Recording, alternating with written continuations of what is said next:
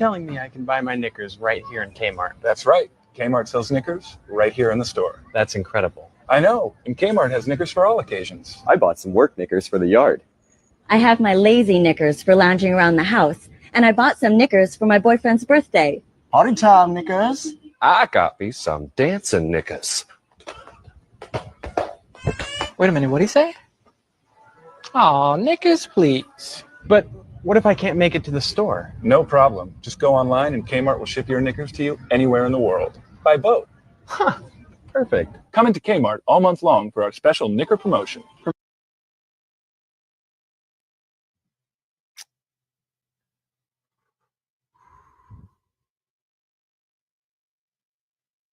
Good evening, everybody. Welcome to the Fire Program. I am your host, Joe Neerman, aka Good Lawgic, newly sponsored Good Lawgic. What's that he said? Yes, newly sponsored Good Lawgic.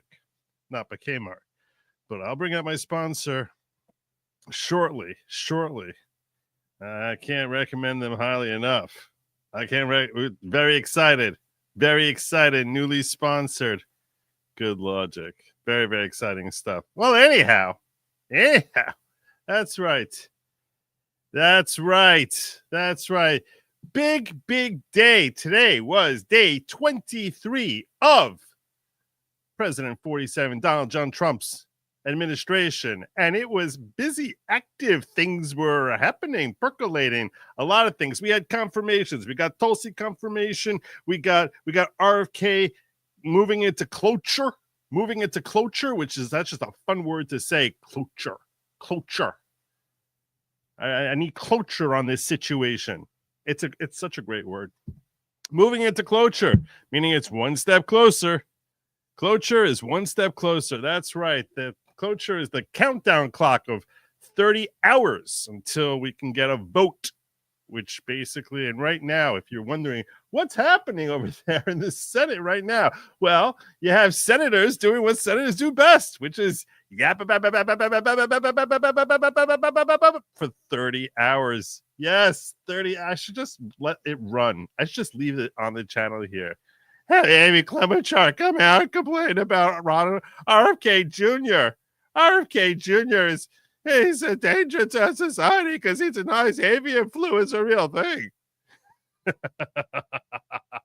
You get Adam Schiff coming out there with his nose going longer and longer for every 3 minutes that passes. Oh my God, we got a bomb already. We got that's what, because somehow that's accomplishing something.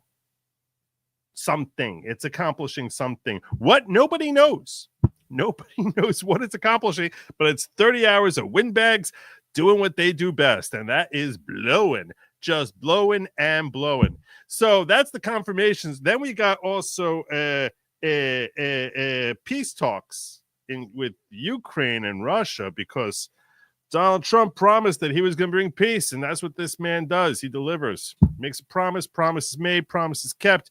I'm very confident that he's going to work a deal out there between Zelensky and Vladimir Putin. The two Vlads, the battling Vlads, will be reaching an accord, hopefully sooner rather than later, so that we have, as President Trump would say, less dying. That's because that's what every one of us wants. None of us wants there to be this disaster of what's been going on there in Eastern Europe. Furthermore, we have talks about closing the Department of Education. We have Lee Zeldin coming out with a statement with respect to the EPA. Pam Bondi doing a press conference saying that she's going to be coming after New York, specifically Governor Kathy Hochul and Attorney General Leticia James. How the tables have turned. Instead of Leticia James coming after Donald Trump is sicking Pam Bondi on Leticia James. So we're going to talk about that and the viability of that. Is it payback? I'm going to talk a little bit also about some law, because I like to remind everyone here once in a while that I am an attorney. And the way I do that is I talk law. Right. But interesting law.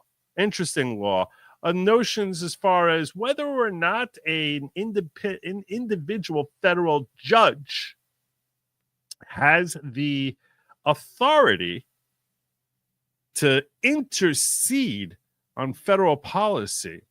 Here's some judge in Rhode Island, New Hampshire. Do you have a right to pass, to issue a restraining order that's impacting policy issued by the President of the United States for the entire country? Whether or not that's actually a legally viable thing. I'm going to talk about that. Yesterday, I talked a little bit about Mississippi versus Johnson, which is a case, which is a Supreme Court case that's so old that even my friend who's in the chat here on civil law may not have heard of it. And that guy knows everything. He's a SCOTUS savant, and I don't know if he knows that one. Maybe he does. I'll give him the benefit of the doubt. Never assume Kurt is shorthanded on any area of Supreme Court law, and we'll talk about that because there's more relevant justices who have weighed in as to the viability in more recent past that was thrown to my attention, which I've reviewed and seems maybe happening. Maybe we'll see what's happening there. Did I mention the EPA and $20 billion, Lee Zeldin? Plus, I plan on wrapping up by doing an analysis of a city council meeting from a Massachusetts city that recently decided, let's go trans. And I'm going to talk to you a little bit about what the heck does it even mean to be a trans sanctuary city? A trans sanctuary city. The concept of sanctuary city in general is a strange concept. Like all of a sudden, it's like we're living in practically prehistoric. We're talking about biblical days when they had cities where people would run to for sanctuary. That actually is a Torah concept. Yeah, you might not know that, but it's a Torah concept of there being a sanctuary city. No one's really heard of sanctuary cities, I don't know, going back until 3,000 years, I guess, until a few years back. Well, all of a sudden, this concept of sanctuary city, and what can they be sanctuarizing them from? Can you really sanctuarize from federal? How does that even work? I might need to explore that more before I actually delve into it tonight, but we'll talk a little bit about it. We'll start the groundwork on it. That's all right here on the following program. So buckle up, settle in, get ready, because I got an active and busy show for you. And did I mention I have a sponsor? I'm very excited about that. Very excited about the sponsor. Speaking of sponsors, here's Liz dropping 100. Starting things off right. God bless you. Thank you so much, Liz. Very much appreciate your generous contributions to the show.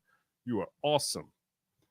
Mitch McConnell is a traitor. That's a good place for us to start right there, Karen. Even Germans, even in Deutschland, they can see what a traitor is. And Mitch McConnell certainly qualifies as being a traitor. This man who was the leader of the Republican Senate, whether it was majority or minority, for how many years does it go back that Mitch McConnell has been the Senate majority leader, Senate minority leader? He was always in the Senate, this guy.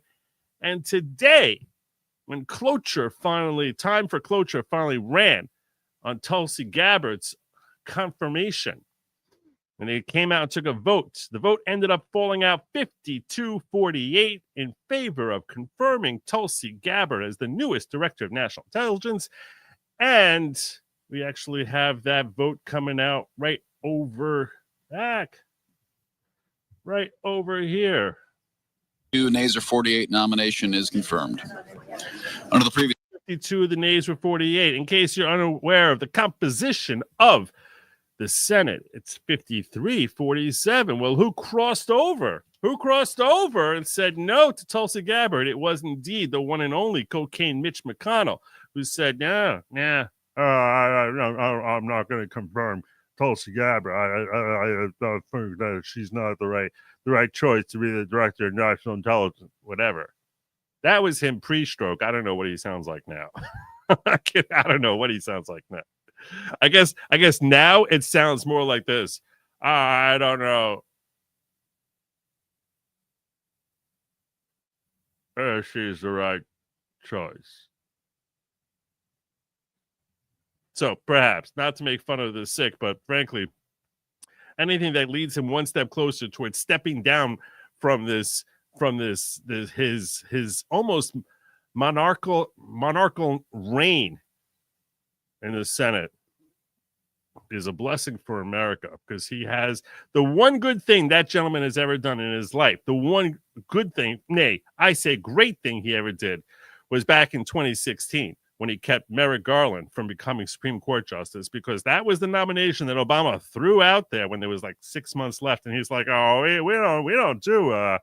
don't do these confirmations so close to the next presidency. So no, that's not going to happen." We all knew that that was a good move at the time. We just had no idea that it was a great move when you consider just how disastrous Merrick Garland is and how twisted an individual that man is. So yeah, that was the one good thing that we always had to throw out whenever we're trashing Mitch McConnell. But he has just gone, I'd never, I'm going to go on a limb. I haven't looked it up. I'm going to go on a limb, and I will say this. Never in Mitch McConnell's life has he been the lone Republican to vote on anything on a partisan split, that he's the only Republican to cross over and vote with the Democrats. I would bet that has never, ever happened in his entire career. So way to put a stain on the final days of your awful, disastrous career, you career rhino. Do you think if it is proved Biden cheated to win his pardons will be bogus? No. No. No. Everything he did is done. Everything he did is done. A better question is the viability of such broad pardons. That, I think, can be tested. That's more likely to be knocked out. But a pardon being knocked out simply because if we were to ever find out that he cheated, you would need to prove that that in a court of law, which what's the occasion that we would even have to have such a hearing? No, I don't foresee that being a thing that we're ever going to know. At least we can, I already know, but I'm saying you already know. But as far as being proven before a court of law, I can't foresee the circumstance that would unfold that would actually have a court of law reaching a determination that, in fact, he cheated in the 2020 election. Precisely because they wouldn't undo it anyway. They wouldn't give that sort of relief. So, no. Interesting question, but that's my take on it. Let's get back here to this vote, because right after they had this vote here is when they went into cloture. As went straight from here into cloture. There's a nice little for RFK. Disorderly motion to reconsider is considered, made, and laid upon the table, and the president will immediately notify of the Senate's actions. Mr. President, I Order leader. move to waive the mandatory quorum with respect to the Kennedy nomination. Is there objection? Without objection. The clerk will report the motion to invoke cloture. Cloture motion. We, the undersigned senators, in accordance with the provisions of Rule 22 of the Standing Rules of the Senate, do hereby move to bring to a close debate on the nomination of Robert F. Kennedy, Jr. of California to be Secretary of Health and Human Services, signed by 17 senators. By unanimous consent, the mandatory quorum call has been waived. A quorum is present. The question is it the sense of the Senate that debate on the nomination of Robert F. Kennedy, Jr. of California to be Secretary of Health and Human Services shall be brought to a close? And there you go. All right. So they end up in the span of 60 seconds, they end up recognizing Tulsi as being confirmed, and at the same time bring in cloture and start the 30-hour window for when they can have a vote. That was early this morning as to when they can have a vote on Kennedy's confirmation. Frankly, between you and me, I think Kennedy's confirmation is more significant, potentially a lot more significant than Tulsi's. Not to diminish Tulsi's accomplishments or the fact that I'm pleased to see her get in. Definitely pleased, definitely a good thing. But the significance and magnitude, long-term impact of Kennedy being confirmed and him revamping everything about how our health systems are operated in a way that's potentially genuinely beneficial in gearing us away from reliance on remedy and instead changing the landscape as to what goes into our bodies and avoiding a necessity for remedy via pharmaceutical doctors and all that other difficult stuff. The idea that we and our children and grandchildren will actually lead healthier lives because we're not going to be putting toxins into our bodies is something that should be exciting to everyone. So I think that long term, I think that that's perhaps a far more significant appointment than virtually any other appointment that can be made. Although the Kash Patel one to me is a big one too. So those to me are the two biggest confirmations out of all of them. But Tulsi's nice, and congratulations to her. Speaking of, we should go right in and pull up her being sworn in, because hours later, after this vote happened, we saw this. Wait, what do we got? Elon needs to investigate the waste, fraud, and abuse that took place to cause Good Lawgic to drop to 100K. Yeah. And yeah, I fell under 101. I used to be over 102. Welcome to the world of YouTube, bastards. If you're here, if you could please like, share, subscribe. Do I need to throw out that little guy again running across the screen? Do I have to go back to doing that? Is that what I have to do? I have to do this guy? Is this what I need?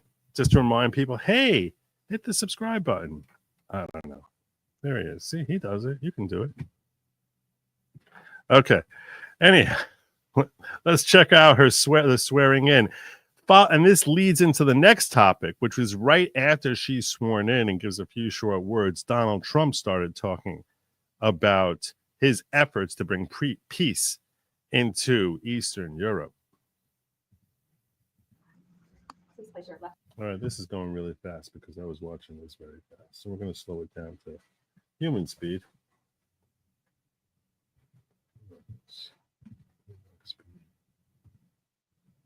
On the Constitution and raise your right hand and repeat after me. I do solemnly swear. I, Tulsi Gabbard, do solemnly swear. That I will support and defend the Constitution of the United States. That I will support and defend the Constitution of the United States. Against all enemies, foreign and domestic. Against all enemies, foreign and domestic. And that I will bear true faith and allegiance to the same. And that I will bear true faith and allegiance to the same. That I take this obligation freely. I take this obligation freely. Without any mental reservation. Without any mental reservation. Or purpose of evasion. Or purpose of evasion. And that I will well and faithfully. That I will well and faithfully. Discharge the duties of the office on which I am about to enter. Discharge the duties of the office on which I'm about to enter. So help me God. So help me God. Congratulations. There you go. There you go. Big day for Tulsi.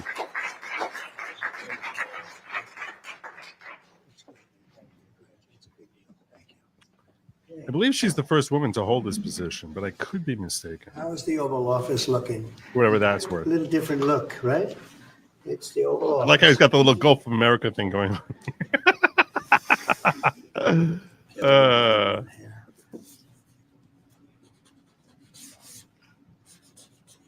There he is signing off on the appointment, giving her commission. Okay. As Service Director of National Intelligence. Ready? I'll stand out there. I think we'll do it right here. That's suitable for framing right there. Ching, ching, ching, ching. Okay, I'm sure there are no questions. Right. Mr. President, where will you meet with You know what? I'd like to let Tulsi say a few words first, then we could answer a couple of questions. Okay? Good.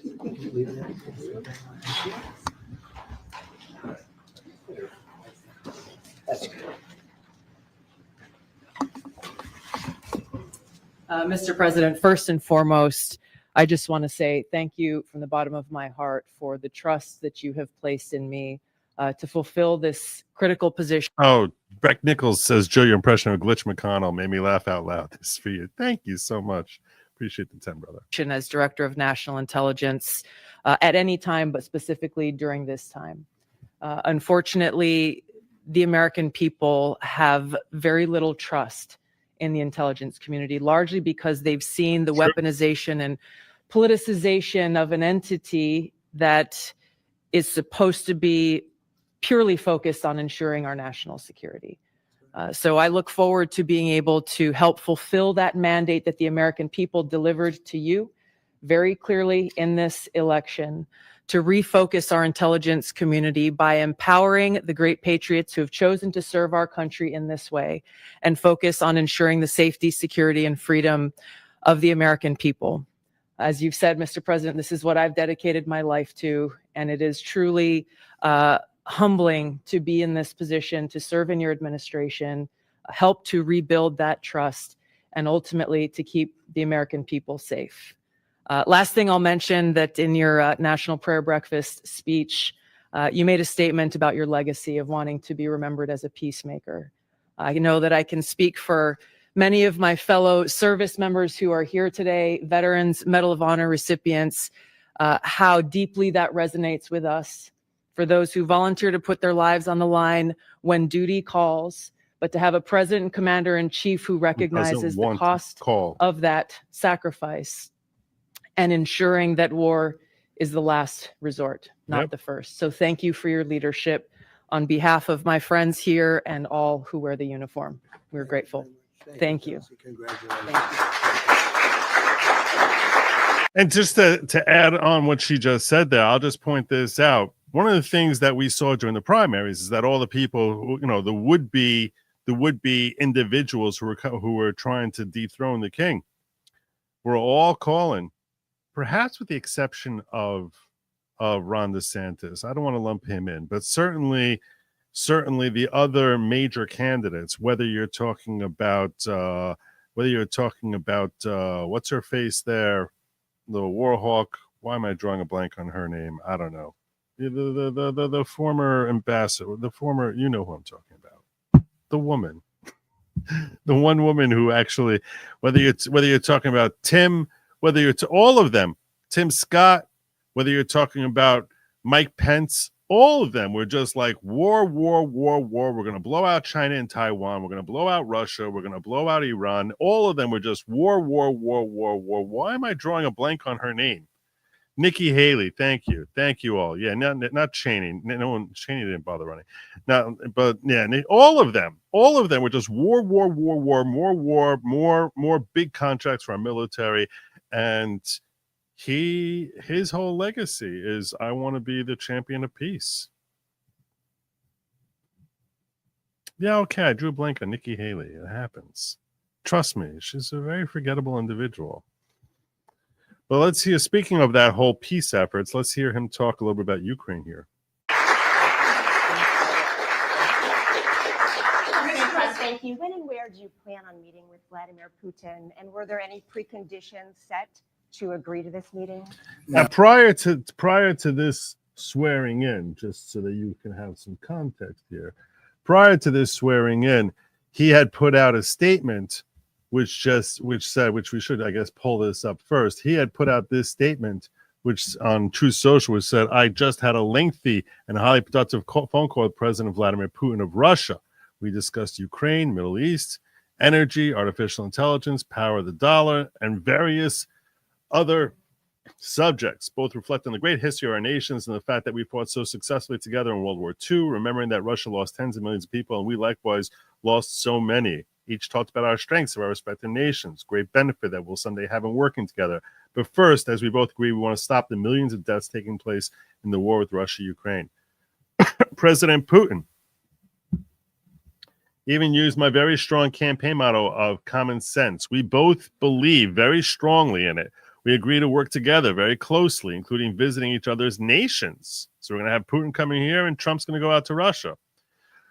We have also agreed to have respective teams start negotiations immediately, and we'll begin by calling President Zelensky of Ukraine to inform him of the conversations, something which I'll be doing right now. Right now. I've asked Secretary of State Marco Rubio, Director of the CIA John Ratcliffe, National Security Advisor Michael Waltz, and Ambassador Special Envoy Steve Witkoff to lead the negotiations, which I feel strongly will be successful. Millions of people have died in a war that would not have happened if I were president, but it didn't. It did happen, so it must end.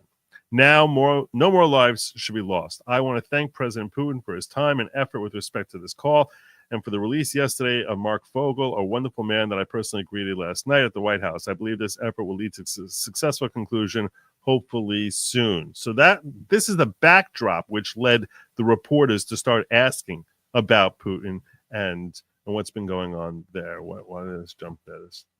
Oh no! Why is this? Hold on 1 second. What happened?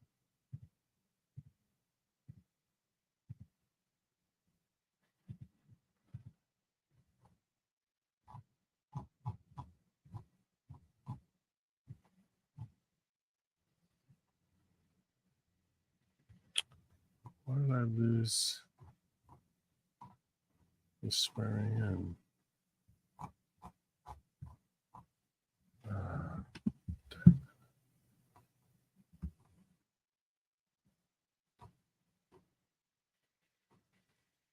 In our next Director of National Intelligence, Tulsi Gabbard.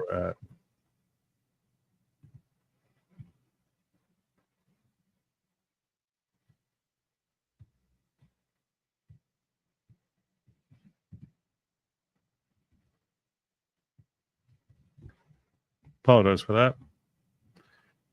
Come on. At young, beautiful soldiers that are just being decimated, and it would be nice to end it immediately. But we had a very good talk with people didn't really know what President Putin's thoughts were, but I think I can say with great confidence he wants to see it ended also. That's good. And we're going to work toward getting it ended and as fast as possible. It's a horrible situation going over. It's flat land, and the bullet goes off, and the only thing it can hit is a body, a human body, a young human body. And they're losing just tremendous numbers of mostly soldiers. The cities and towns have been largely demolished. It's a shame what's happened to that country. It would have never happened if I were president. That I can tell you would have never happened.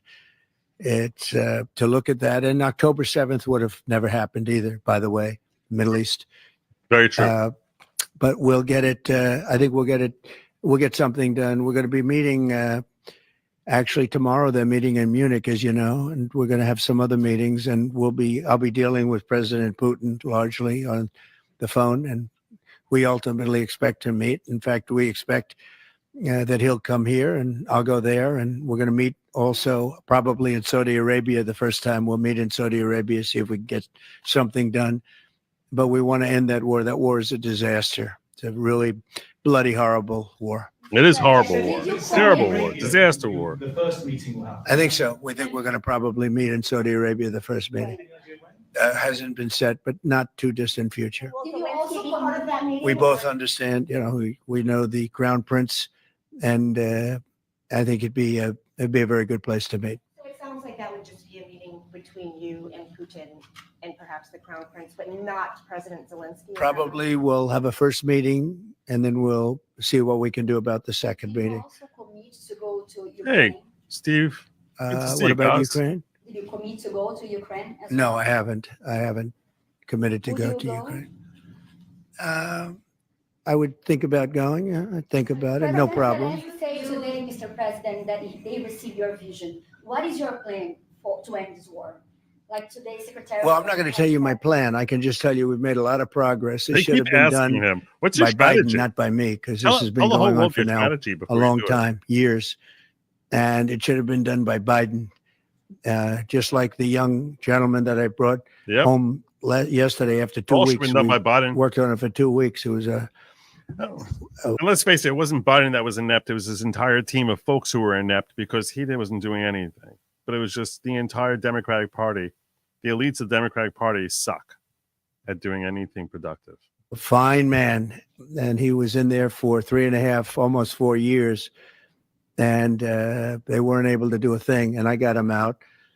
And as you know, I didn't pay $6 billion. I didn't pay anything. We did a trade, and we did a good job. We got him out in 2 weeks. Should have been out years ago. Really should have been out years ago. Oppose NATO membership for Ukraine? I don't think it's practical to have it personally. I know that our new Secretary of Defense, who's excellent, Pete, made a statement today saying that he thinks it's unlikely or impractical. I think probably that's true. I think long before President Putin, they said there's no way they'd allow that. This has been. And that's a statement that this statement over here that he made, that Defense Secretary Pete Hegseth just announced that the U.S. will shift its focus from Ukraine to securing its own borders, calling Ukraine's NATO membership unrealistic. He ruled out U.S. troop deployments and said European forces must handle post-war security. Hegseth also dismissed restoring Ukraine's pre-2014 borders, confirmed no new U.S. aid, marking a major shift under Trump.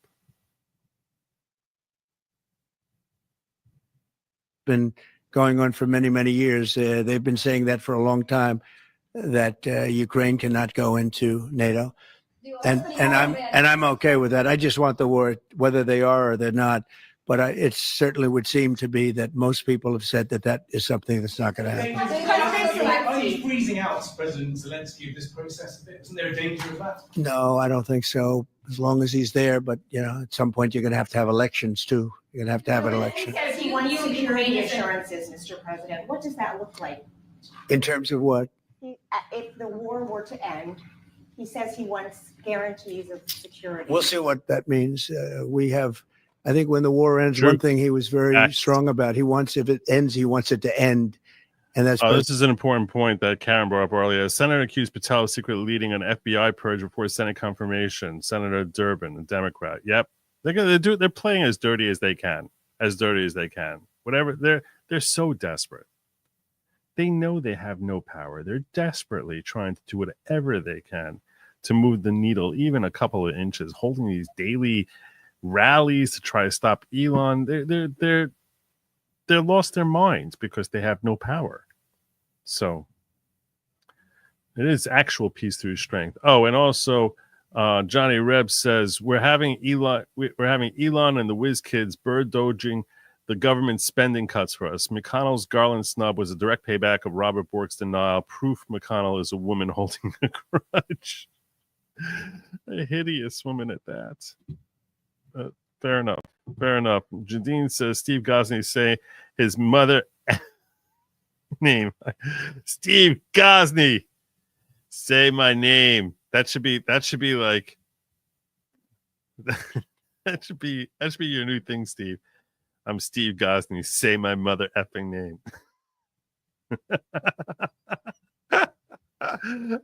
President Putin said that he wants it to end. He doesn't want to end it and then go back to fighting 6 months later. Yeah.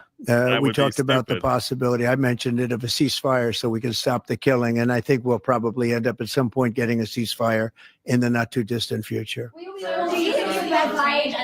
expect Ukraine? Say it, what? Do you view Ukraine as an equal member of this peace process? It's an interesting question. I think they have to make peace. Their people are being killed, and I think they have to make peace. I said that was not a good war to go into, and I think they have to make peace. That's what I think. Why did you decide to provide support to Ukraine? Would you support Zelensky ceding territory or exchanging territory in any agreement to end the war? Well, he's going to have to do what he has to do, but, his poll numbers aren't particularly great, to put it mildly. He's got a country where, it's been savaged and attacked, and he's got an army that's been very, very brave, actually, despite the fact that, we've given him, in my opinion, $350 billion. That's what the real number is. You don't hear that number. And Europe has given, in my opinion, $100 billion. And they've done it in the form of a loan. And I have a Secretary of Treasury right now who's actually quite brave. He's over in Ukraine on a train, and there's a lot of things happening around that train that aren't so good. And he's going there to get a document done where we're going to be assured that we're going to, in some form, get this money back, because we're putting up far more money than Europe, and Europe is in far more danger than we are. We have an ocean in between. I would love to see him go after the money that we gave him to return that money. Oh my God.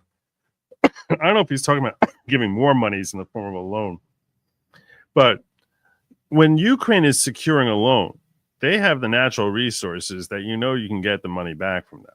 You can get it back from them. And frankly, I'll tell you right now, I would be fine with loaning them $100 million on condition that they pay us back $200 million and give us back $100 towards what we advance them. I think that would be nice. I mean, in the form of, because they have fat natural resources, fat with natural resources. They are huge. Federal judge today removed stay stopping Trump's buyout program from going forward. That's correct. That is correct. Thank you for bringing that was the first thing I heard today, that a federal judge had overturned the stay. That was the first thing I heard when I woke up this morning.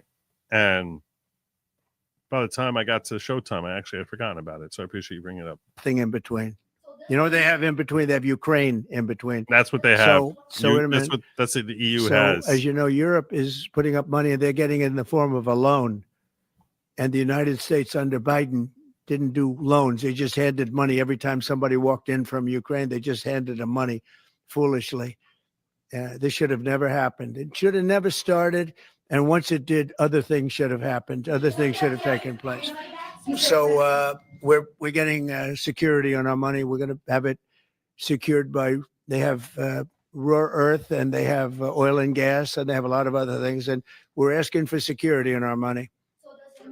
Sure. They've agreed to it. They'd love to have you on. Ukraine has agreed to it. Doesn't mean you are not sending any more aid to Ukraine. No, we are, but we want it secured, and the money is going to be secured. When will the U.S. stop sending funding? When will the U.S. stop sending funding? Because if we didn't do that, then Putin would say he won. We're the thing that's holding it back. And frankly, we'll go as long as we have to go, because we're not going to let the other happen. But President Putin wants to have peace now, and that's good. And he didn't want to have peace with Biden. Was that conversation with Putin? And you tell me why that is, okay? Was that conversation with Putin to start these negotiations part of the deal to bring Fogel home? No, but it was a nice thing that he allowed Mark Fogel to leave. In fact, Mark wasn't. My gut is that Trump, either himself or through his spokespersons, went to Putin and said, it's a good gesture of goodwill and good faith if you release this guy, and he's meaningless to you, Putin. So why not release him and show some good faith? It's a good start to negotiations. You know, Trump's gonna be coming in here to negotiate a treaty. It's a sign of good faith that you that you release Mark Fogel. So good job on that. Feeling well, but he was all of a sudden about 2 weeks ago, he started being treated very nicely. He said they took him out for haircuts. They took him out. They once Trump came into power, helped him out a little bit and made him feel better, made him look better.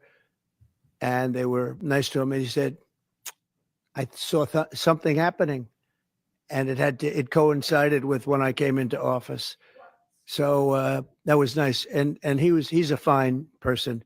He was so happy to be out. He was there for 3.5 years plus, and he shouldn't have been there at all. They should have had him out much faster than that. What does make you believe that Zelensky will? Wait, go ahead, please. Sorry, sir, just to be clear, do you see any future in which Ukraine returns to its pre-2014 borders?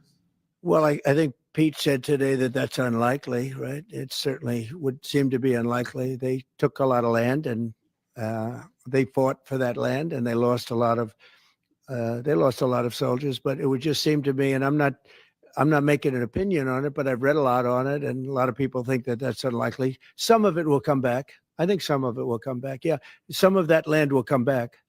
Who are you with? Sorry, me. Yeah. AFP. You who? AFP, Agence France Presse. Okay. I just wanted to ask you.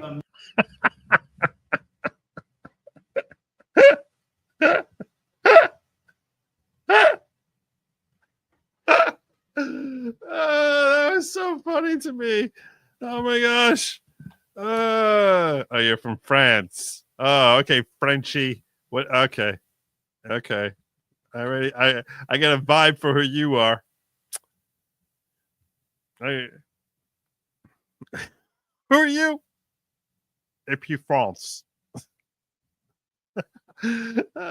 Okay.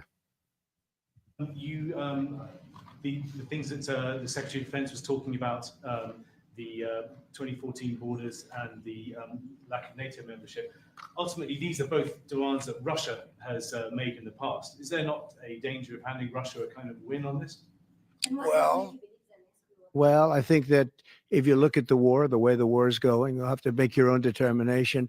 I'm just here to try and get peace. I don't care so much about anything other than I want to stop having millions of people killed. Last night, Kiev got hit very, very hard. I want to see people stop getting killed. That war is ridiculous. It should have never happened, and it would have never happened. Yeah, a couple of more questions. Are you planning to sign? Are you planning to sign an executive order of reciprocal tariffs, sir?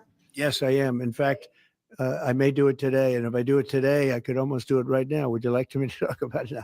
I don't want to take anything away from this young lady's day because this is her day. And I may do it later on, or I may do it tomorrow morning, but we'll be signing reciprocal tariffs. The world has taken advantage of the United States for many years. They've charged us massive tariffs that we haven't charged them. And as you know, I just did something on steel and aluminum, 25%. That'll go up at some point, but 25%, which will level the playing field quite a bit. I did it previously, 50%. And Obama was very weak, and Biden was even weaker on steel. The steel was just absolutely, it really started with Obama. The world really took advantage of us, and then that morphed into Biden.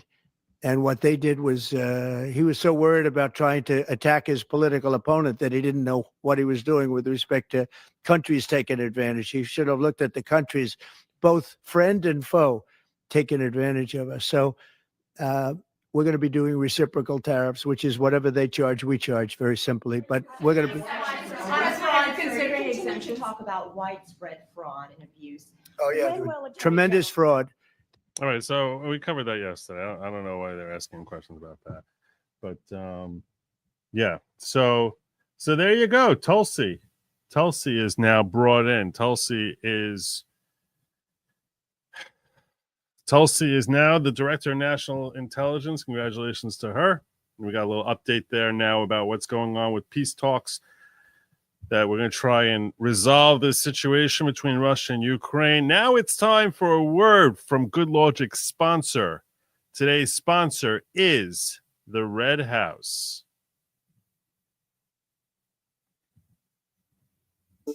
I'm Richard, a.k.a. Big Head. I work at the Red House, and I'm black. I like pumping iron and pumping furniture into people's homes. I'm Johnny, a.k.a. 10 Gauge. I work at the Red House, and I'm white. I like deer hunting, bass fishing, and extending credit to all people. At the Red House. I'm black, and I love the Red House. I'm white, and I love the Red House. I'm a black woman, and I love the Red House. I am white, and the Red House is for me. At the Red House.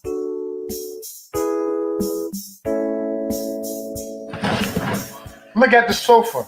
It's perfect for a black person or a white person. This mattress is perfect for a white person or a black person. At the Red House, where black people and white people buy furniture. And Hispanic people too. And all people. So there you go. There you go. Thank you to the Red House for sponsoring today's episode of the following program. Very, very appreciative of that. God bless you. And if you need furniture, I highly recommend that you check out the Red House, whether you're a white person or a black person. God, I need a real sponsor. Okay. Sorry. I have to do that. I'm going to try and find more sponsors for this show, like the Red House.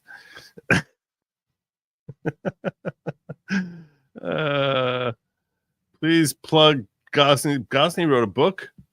He did. He wrote a phenomenal book called Brucey the One-Eyed Wonder Dog, and shared a copy with me. And I will tell you, it is a great children's book.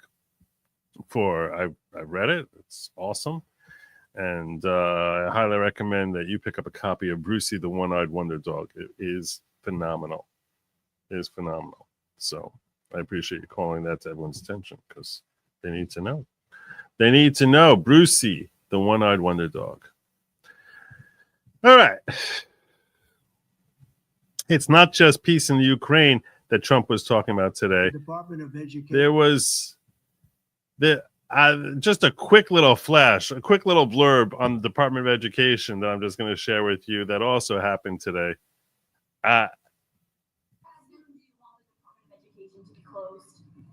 Oh, I'd like it to be closed immediately. Look, the Department of Education's a big con job.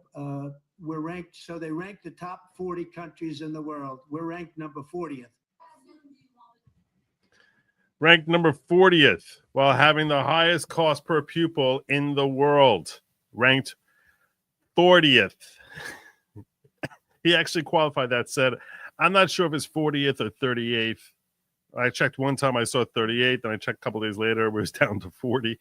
So, but yeah, we suck.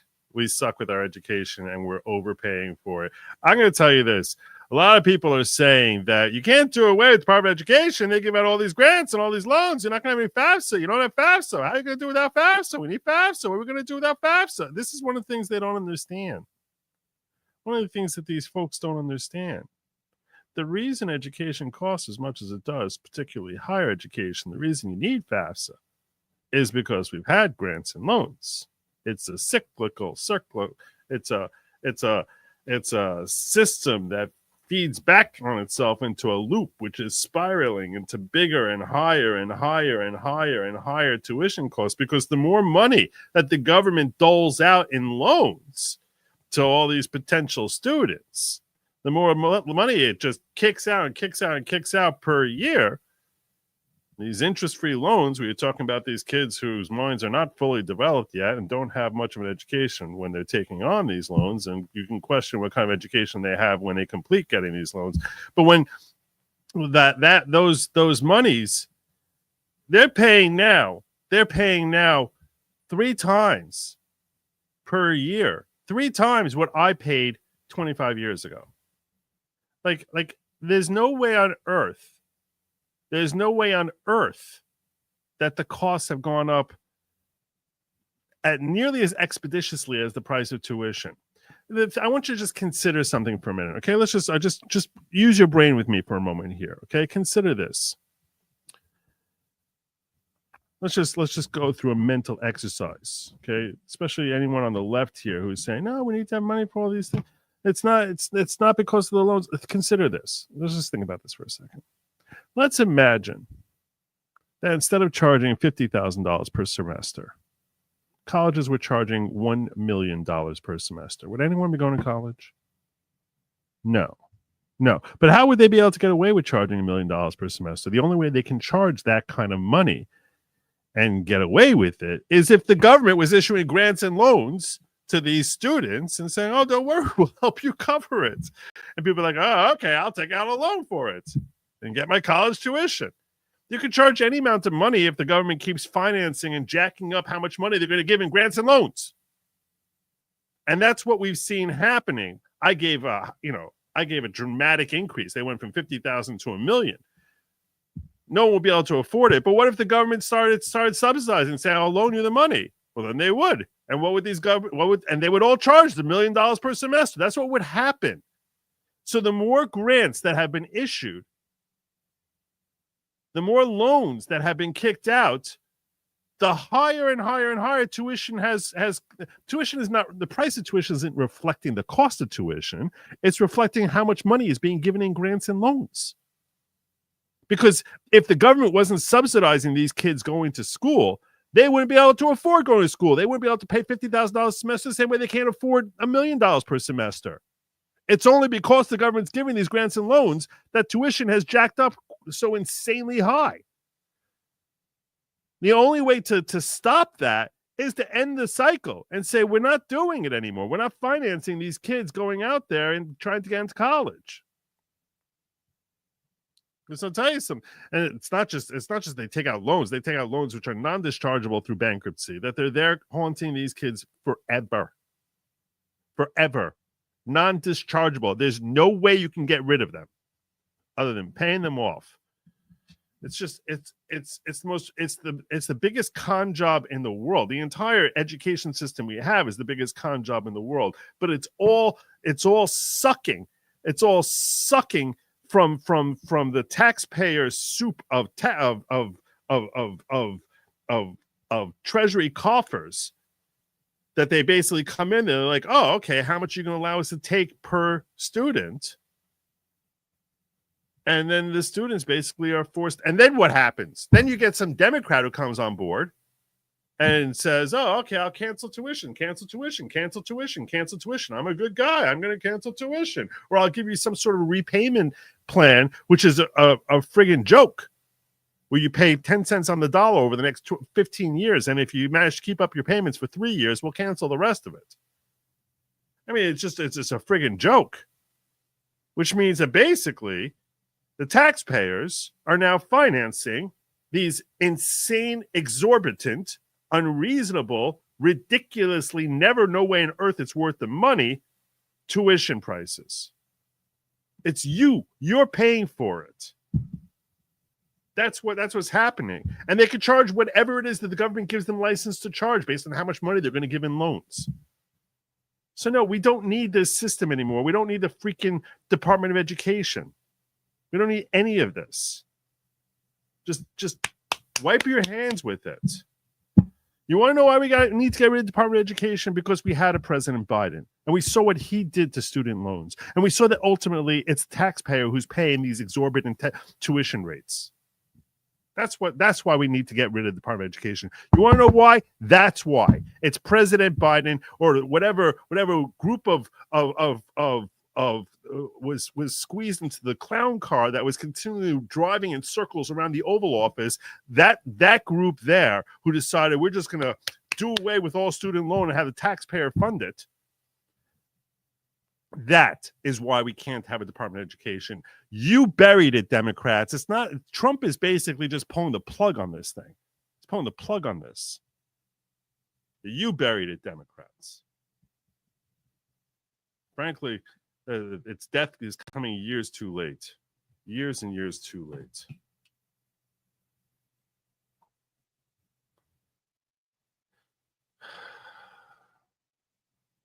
Well, thank you, DS.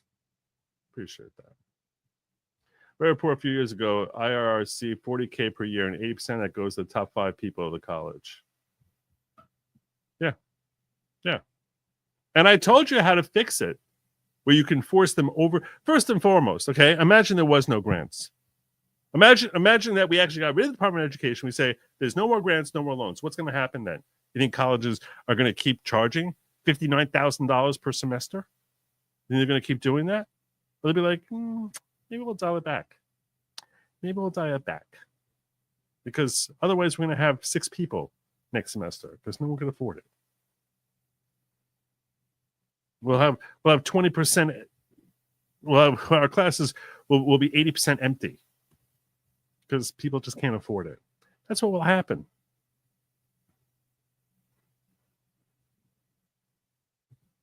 End the cycle. Spend the pause. Amen. The taxpayer pays tuition. Who do they pay back? They don't pay. We're paid back by having these newly improved youngins who are coming up and now have a superior education and can better contribute to society. That's what the left will tell you. But there's no reason for these ridiculous rates. There's absolutely no reason at all. I went to school, okay? I'll tell you right now, when I went to undergrad, which now that's 30 years ago, okay? 30 years ago when I was an undergrad, and I went to college. Okay, I went to City University because frankly, I never saw much point to going to anything much better than that. So I went to City University. I think it was like $100 a credit. So a 3-credit course would cost like $300. Maybe I'm misremembering. Maybe it was like $200 a credit. It definitely was not the max. It was I can't believe that any course I took cost more than like $800. And I'd take 12 credits a semester. Take 4 classes, 12 credits a semester, and maybe sometimes I would take like an extra course or something like that. It was relatively nothing. It was relatively nothing compared to what they're charging today. It was a joke. And then when I went to law school, I think it was like 9,000. It was like 18. It was like 20,000 for the year with books. 20,000 for the year with books. Now it costs $300,000 to get a JD. It cost me like 60. Why would it be going up so drastically over 20? I'll tell you this much. I have a friend who's a lawyer who's 10 years older than me, and he went through the system 10 years before me, and he was shocked when I told him I was paying like 20 grand for my per year in law school. He was like, wow, I paid only 8. All this jacking up happened once we introduced the Department of Education. That's what got this whole thing going.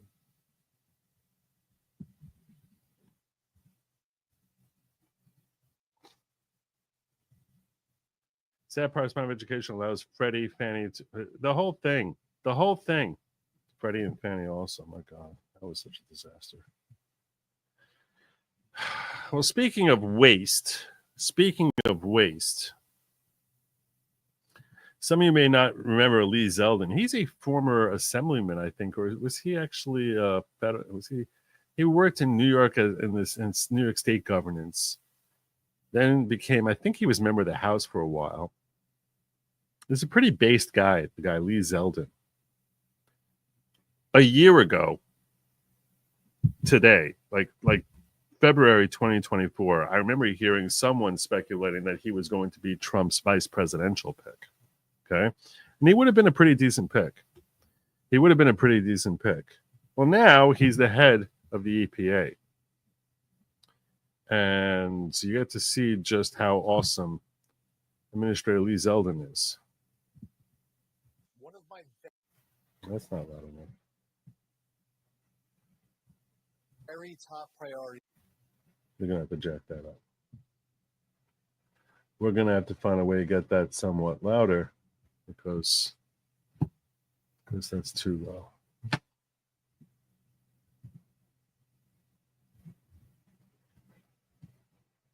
One of my very top priorities at EPA is to be an excellent steward. Let me see if I can find a better version of this.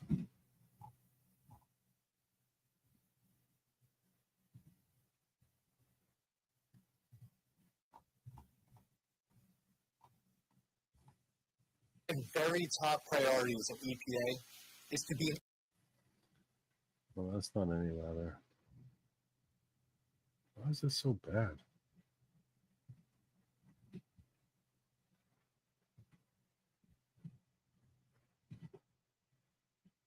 Excellent steward of your hard-earned tax dollars.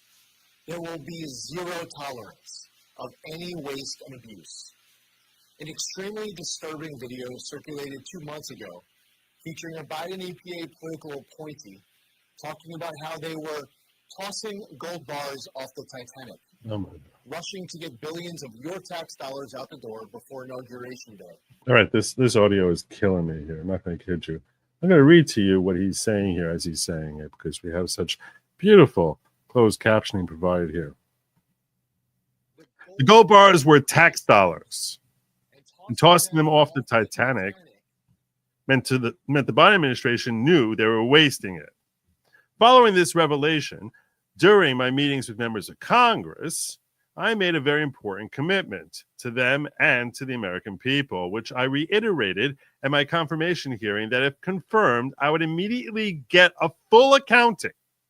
Fortunately, my awesome team at EPA has found the gold bars. Yay, shocking. Isn't that amazing? Yeah, he's only there. He got confirmed on January 29th. 2 weeks later, they found where the money went. Shockingly, roughly 20 billion of your tax dollars were parked at an outside financial institution by the Biden EPA. The scheme was the first of its kind in EPA history, and it was purposefully designed to obligate all of the money in a rush job with reduced oversight. Even further, this pot of $20 billion was awarded to just 8 entities that were then responsible for doling out your money to NGOs and others, with no discretion and with far less transparency. Just under $7 billion was sent to one entity called Climate United Fund. $7 billion to Climate United Fund. It's unbelievable. I'm sure you and I now have some of the same questions.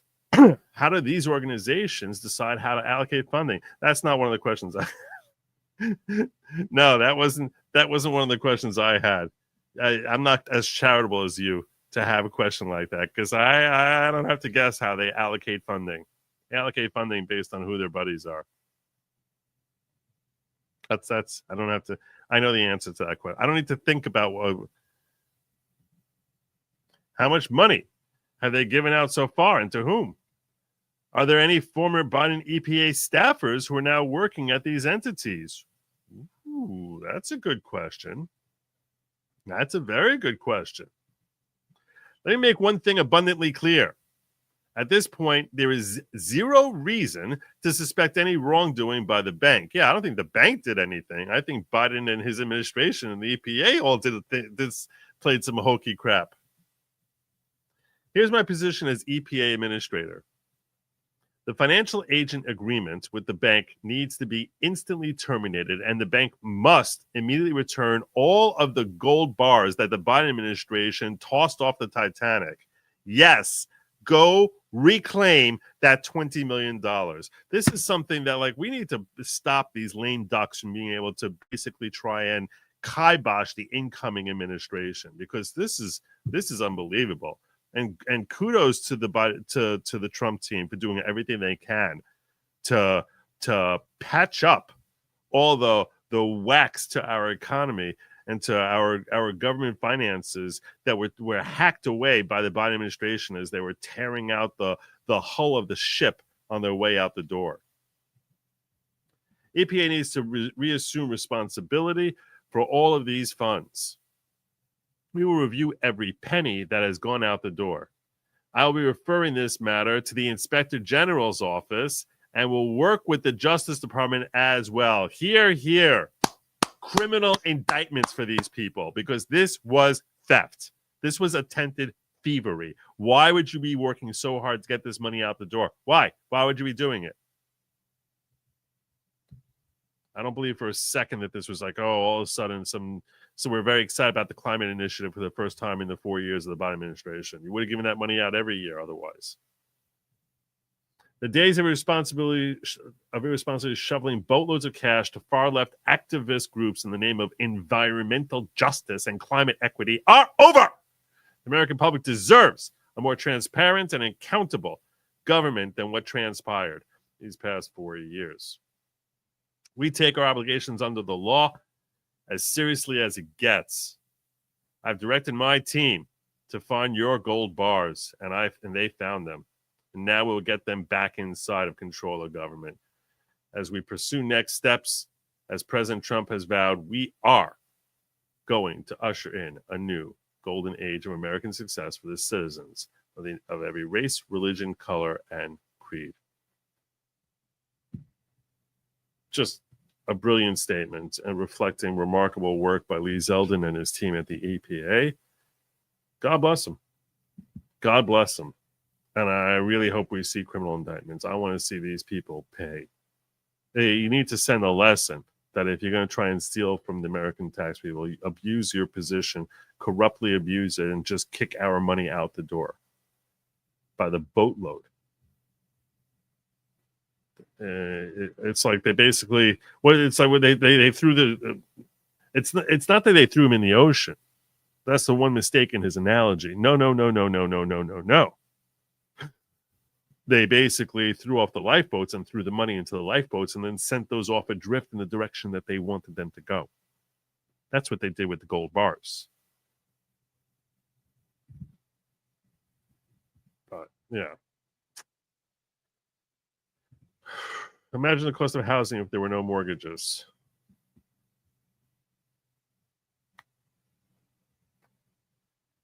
Possibly that's a fair that's my realtor in Jersey is making a pretty fair point here.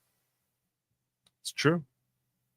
But government back makes it that much worse because it puts it on steroids because there's no accountability ultimately. Is it fair to say we're a Harry oligarchy now? This is referencing Elon Musk changing his name on X to Harry Bulls. Sorry, there are no excuses. I will not tolerate excuses.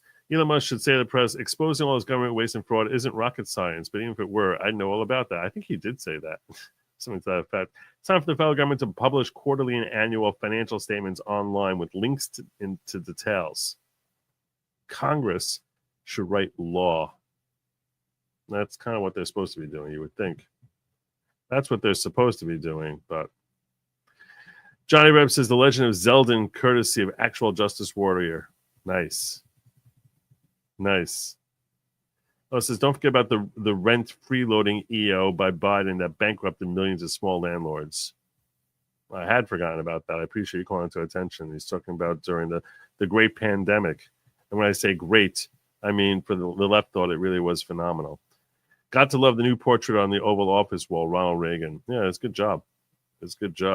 Actually, I hadn't noticed that, but appreciate you pointing that out, Salty Sarge. All right. As we're rolling on through. So, Barry Weiss. Oh, wait. Sorry. Google searches in the DC area for criminal defense attorneys was 5 times the national average. Someone's been watching Tim Pool. I saw that clip. Of Tim Pool talking about that. 5 times the national average. Yeah, that's right. Folks are looking about this. If you're a recent graduate from law school and you're looking for work, get into criminal defense in Washington right now because there's a lot of work there. It's a lot of work. Also, because there's so many Democrats sitting there in the jury, you have a fighting chance because they'll be going after Democrats. Hard to convict the Democrat. I want to reread with you and Lady Lawgic reenacting the Titanic. It is Valentine's week after all. Is it Valentine? It is? I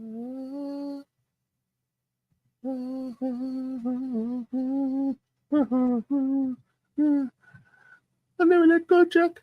I never let go. Meeting you was the best part of my. Okay, let me explain something to you. But now that we're bringing up Titanic, you want to bring up Titanic. I wasn't going to go there. I have some thoughts on Titanic. Which may not be so popular. Okay, look. Overall, I'm not going to kid you. If you ask me, it's a good movie. But a large part of what made it such a memorable movie is the sheer spectacle. Meaning the overall story. If the whole story, I just want you to imagine for a second, okay? I I want you to imagine for a second. If that whole story took place on a barge, if that whole story took place on some, regular ship crossing the ocean, not the Titanic, the USS Mauritania, and I just made that name up, but that ship went down, and it wasn't a whole bunch of rich people with the spectacular luxury and the pretty people, and like, oh, that's Rockefeller, no, that's unsinkable Molly Brown. And the overall story is okay. It's all right. Classic Hollywood boy meets girl. The girl has another boy who's a jerk. She feels trapped, wants to escape, and basically, the princess and the pauper. Yeah, it's nice. It's a nice story. That's a nice story. A scale of 1 to 10, it would not have been a memorable thing. It's the sheer spectacle of Titanic and all the stories and legends and mystery as to what made the Titanic go down, which I saw the best explanation. If you haven't seen it, best explanation for why the Titanic did not see the iceberg. Not about the binoculars, not about that. No. I saw phenomenal explanation as to how visually there's actually an optical illusion, which is best explained this way. Sometimes you go into a desert. When you go into a desert and it's a really hot day and you look off in the distance and it looks like there's in the distance these pools, like liquid pools, where there's basically, because of the and what I actually heard as an explanation when in this whole video that was explaining what likely happened with the Titanic, that there's these that our eyes digested as there being some sort of reflection whenever there's a mesh between hot temperature and cooler surface, or cooler surface, or warmer surface and cooler temperature, that it ends up, for one reason or another, our eyes digest it as a reflecting type of pool. So sometimes you'll see off in the distance that it looks like there's like a reflection on the surface of the sand when you're looking out there. And that's caused by the contrast, supposedly, the scientific explanation I heard. I know whenever I talk science, everyone's ears just perk up. And all of a sudden, I get the physicists coming in here, and they're like, oh, Joe, you don't know what the hell you're talking about here. Because actually, if you look at the geothermal pressure that's happening, just shut up. Just stop. I'm not trying to be all scientific about this. I'm not going on another thing here. We're not going back to the whole why Einstein was kind of stupid thing. We're not reviewing that. Okay. No, this is simply just a general overall explanation. Whatever it is that causes that when you look out in the distance on a hot day, you sort of see that reflection. And you're not really seeing what's actually there, that because there was this massive cold front, that the water was warmer and there was a massive cold air, which all the people on Titanic said that it suddenly got very chilly.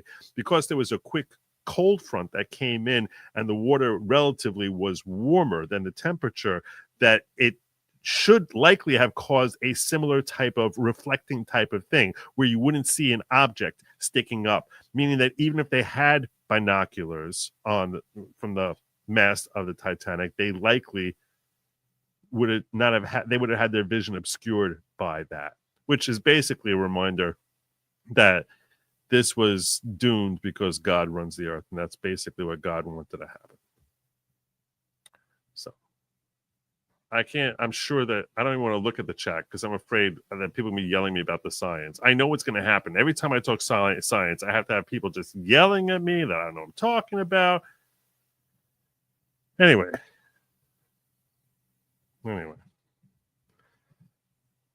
Mortgages are government backed. Recall 2006. Yeah, the Fannie Mae. That's true. First time mortgages are government backed. Freddie Mae and Fannie Mae. I do remember that. You see, DOJ officially named New York City and Leticia in a suit. Oh, we're getting there. We're almost. I'm just about there.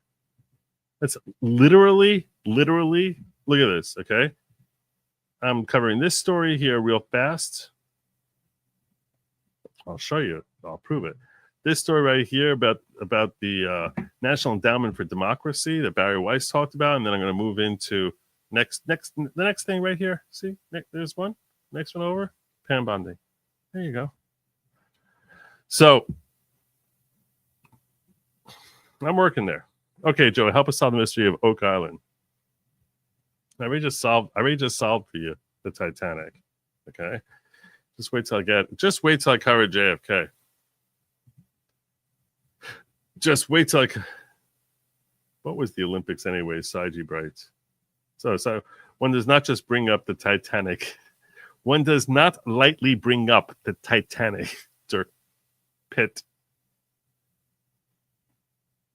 It was the Olympic anyway. It wasn't the Olympic. No. Stop it. No. It was the Titanic, not the Olympic.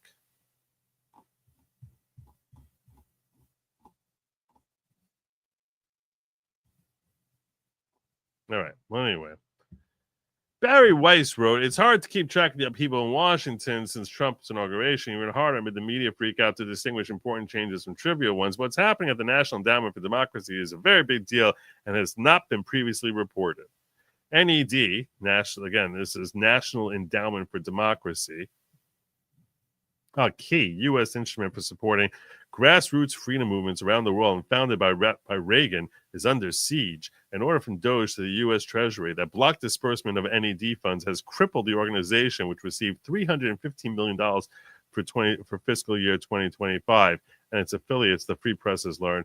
Quote, it's been a bloodbath, one NED staffer said. We have not been able to meet payroll and pay basic overhead expenses. NED's dismantling would by far be more than cost-cutting measure. It would symbolize a major change in U.S. foreign policy, undercutting the notion that democratic ideals foster U.S. global strength and influence. Instead, the Trump administration would be signaling that it no longer believes that promoting democracy around the globe is in the national interest. And I cannot agree more. It's not in the national interest. It's not our problem. We have enough problems saving democracy here. You see, we thought we had a democratic republic here, constitutional republic, which votes people in via a democratic process. And we saw how that could be co-opted in 2020. And then we see when we actually swamp the vote so hard that they can't steal it from us, that the left will come in here and try and use judges to overthrow the will of the democratically the duly elected president, and say you can't do that, you can't do that, you can't be the chief executive officer. So yeah, trying to promote. So we have our own problems with communist leftists here in our country. That no, we're no longer trying to invest money in fixing someone else's communist leftist problem. No, we're not doing it anymore.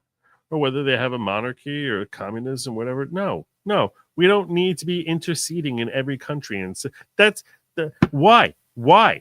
This is the whole concept is a very tiny morph from domino theory, which was this stupid, ridiculous theory that came up in the 50s, which is if one country goes communist, another country goes communist. Stop worrying about other countries. This is MAGA. This is America first. We are caring about America. And sitting here and giving these slush funds of hundreds of millions or billions of dollars to the CIA so that they can work some stupid, ridiculous secret op to try and fix some problem in Myanmar, fix some problem in Vietnam or Costa Rica or Nicaragua or Chad. That's not our problem. All right. So good luck, Laos. It's not. You're not our problem. We have to worry about America. That's what we're worrying about. Tired. There's 179 countries out there. We're not going to sit here trying to turn democracy all over the place. It's not our business. And frankly, it's not even a good fit for many of these countries. Just culturally, they're not the same as us.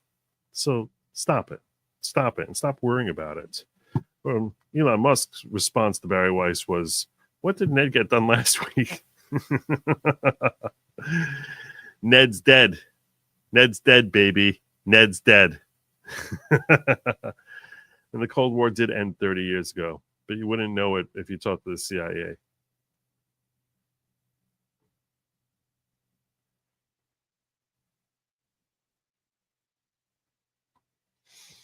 So, whose motorcycle is this? It's not a motorcycle, baby. It's a chopper. Whose chopper is this? It's Zed's. Who's Zed? Zed's dead, baby. Zed's dead. All right. All right. Time for us to talk about a woman who should be an action figure right now. And that woman's name is Pam Bondi. Pam Bondi. What's up, Pam? What's up, Pam?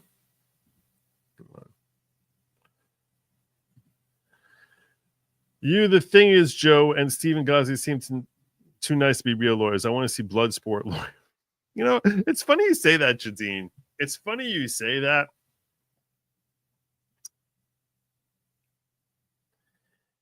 A lot of people think along those lines. Real quick here. My father-in-law once needed a lawyer, and I wanted him to use one lawyer, and another lawyer was competing for his business. And I was like, my guy is such a better human being. He's like, yeah, I kind of like a lawyer who's feisty, kind of a jerk. Kind of a jerk. And I was like, that's a common layperson perspective. Being kind of a jerk doesn't make you a better lawyer. It's a fallacy. It doesn't make you a better lawyer.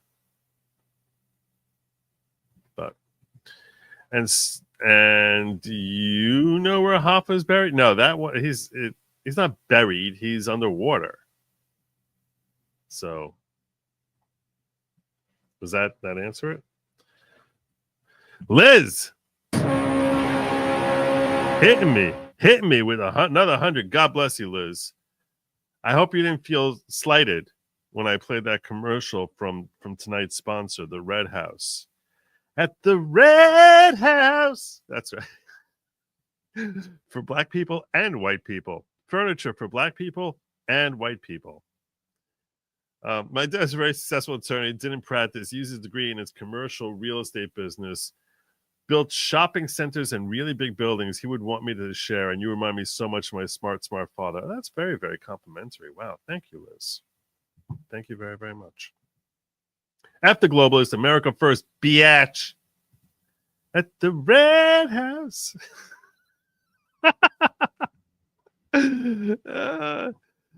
That's going to be like, by the way, I'm going to try and make that like my new thing. I'm going to try and make that my new thing, to have a new sponsor every day.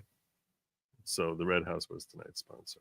But I'm going to try and I'm going to have a few sponsors lined up for the next few shows. A few more sponsors. Because I need sponsorships, so why not? Was Hoffa on the Titanic? Will his heart go on? No. Heart will not go on. His heart's definitely not going on. That's for sure. That's one thing for sure. We're seeing one person we want to see be a heartless biatch, and that would be Pam Bondi.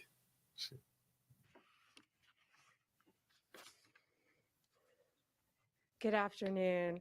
I'm sorry we were a little bit late. I was in the West Wing swearing in Tulsi Gabbard, and so I just came straight back here. So thanks for being patient with us with the delay.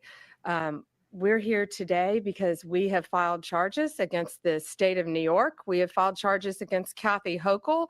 We have filed charges against Leticia James and Mark Schroeder, who is with DMV. This is a new DOJ, and we are taking steps to protect American citizens and angel moms, like the mom standing right behind me, who you're going to hear from in a moment. New York has chosen to prioritize illegal aliens over American citizens. It stops today. As you know, we sued Illinois, and New York didn't listen. So now you're next. Millions of illegal aliens with violent records have flooded into our communities, bringing violence and deadly drugs with them. With me today, I'm so proud to be joined by Tammy Nobles. Tammy is an angel mom. Her beautiful daughter, Kayla Very Hamilton, nervous. was murdered I'm by not going to kid you. Pam seems really nervous. This is her first presser as Attorney General. She seems really nervous. an MS-13 member. And I'm surprised because she did this for Florida. So I'm surprised that she seems so nervous. But she's like swallowing, and she just feels like she's still feeling it, but she'll get there. I have confidence in her. She's experienced. She's got the smart. She's gonna be fine. She's gonna be fine. In 2022. Kayla had just turned 20 years old. Just turned 20 years old. Friggin' monster. And she was raped and murdered by someone who should not have been in our country. Yet he was released, flown to Maryland, where he committed this violent murder. I just want you to hear from Tammy. Tammy represents not only herself and her family, but all of the great angel moms around this country who have suffered because of what the Biden administration did, and it is over. Thank you for having me here today and being able to share Kayla's story. Her murderer was able to come across the border knowing that he was flagged as an MS-13 gang member, and he had a criminal record in 2020 in El Salvador for illicit gang activity. He came over as an unoccupied alien child, saying that he was afraid of gang activity in his country. Health and Human Services called him a nice boy, and he showed age-appropriate behavior. That fell so wrong when he murdered my daughter. He ended up in Maryland, where he was able to rent a room in the same mobile home as her. We thought it was a legit company that were renting out these rooms, but it turned out that it was another illegal immigrant who owned these mobile homes. And he knew Walter from El Salvador. He knew him and allowed him to rent a room with my child. Kayla just turned 20 years old 3 days before she was murdered. Her murderer was only living there for 5 days before he viciously strangled her, raped her, and left her on the floor like trash and robbed her of $6. $6. I have been sharing her story for over 2.5 years to bring change, because this should have not have ever happened to Kayla, and it shouldn't be happening to other families being hurt by the border. Homeland Security did not do their jobs. They did not check his background. You know, they did say that he was processed. So if they processed him, they knew that he was a gang member and still allowed him here. Health and Human Services did not verify the sponsor and allowed him to go with a sponsor that they don't even know if it was his cousin or his aunt. And he was able to leave the sponsor's house to go live wherever he wanted. And I am going to continue sharing Kayla's story to help save others and to bring awareness of what was happening under the Biden-Harris administration. And I'm so thankful for Pam having me here today. And I'm so thankful for the opportunities I got from Trump and any other platform, you know, people who allowed me to share her story, because this is going to end. No other parent should suffer. Amen. By having their child murdered by somebody that shouldn't be here. And I'm going to continue, you know, sharing it, and for Kayla, you know, and also for others. Thank you. And it's my Did I see the DOJ telling Senate Dems about the push to overturn Humphrey's executor? Are you talking about the Dellinger guy?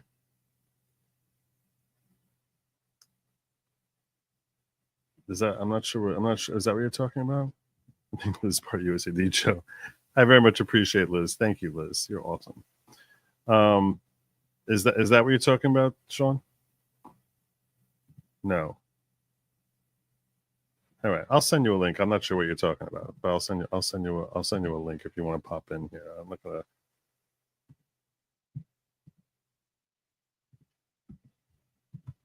I'm not sure. You have my curiosity piqued. So I'll send you a link as soon as I can get my DMs open here on X.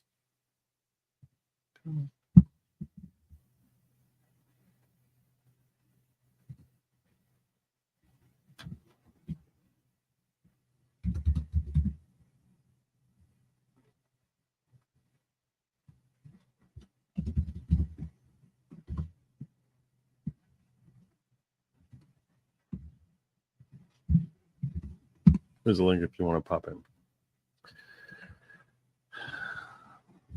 My understanding that he also admitted to other murders, correct? Multiple Yes, murders. he wrote a letter, and it was intercepted in jail that he committed 4 murders and 2 rapes.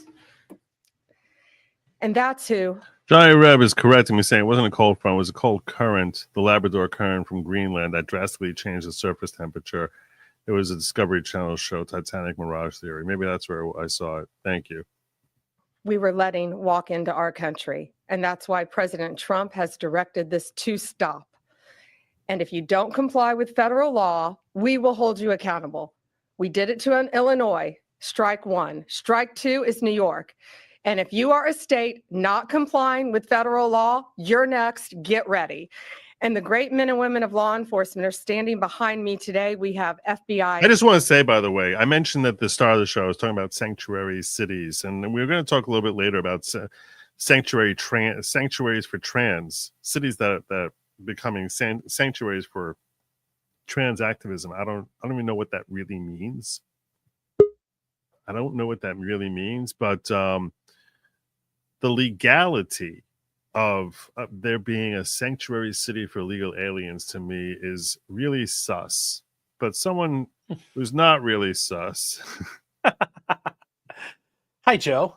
How are you?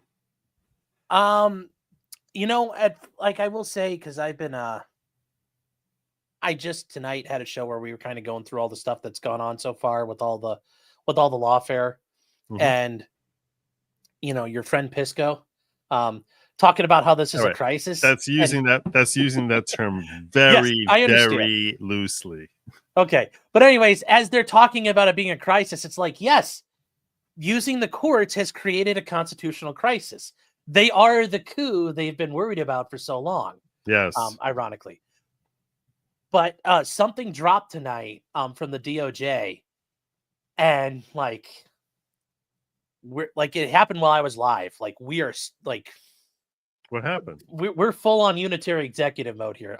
Let me show it to you, because this is good. This is good. So this is a letter from the DOJ to Dick Durbin, and you know, he's the ranking member of the Judiciary Committee in the Senate. Yeah. And who lad? So obviously today, and it says restrictions on the removal of certain principal officers of the United States. And they said, pursuant to federal law, they're writing to advise you that they're determining the for-cause removal provisions that apply to members of multi-member regulatory commissions are unconstitutional, and the DOJ will no longer defend their constitutionality. So that means things like the NLRB, the FTC, the Consumer Product Safety Commission, but that's not all of them, like the FCC, any of those groups. So wait. They're no longer because there's this case called Humphrey's Executor, and this is from 1935. So wait, what the agenda behind this is basically saying that all these agencies are being shut down? No, the idea is they are not. The idea is they're not quasi-legislative or quasi-judicial. What they actually do is they do a lot of the president's bidding, because they promulgate rules and enforce laws and pass regulations. Therefore, they are entirely within the president's purview. He can staff the NLRB with whoever he wants.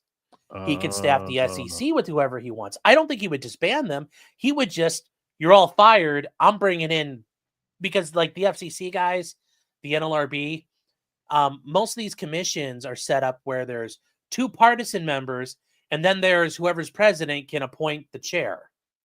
So now she's basically telling them we're getting rid of all the Democrats from all these agencies. Yes, we're gonna be a unitary executive. We really are gonna do this. We're so back.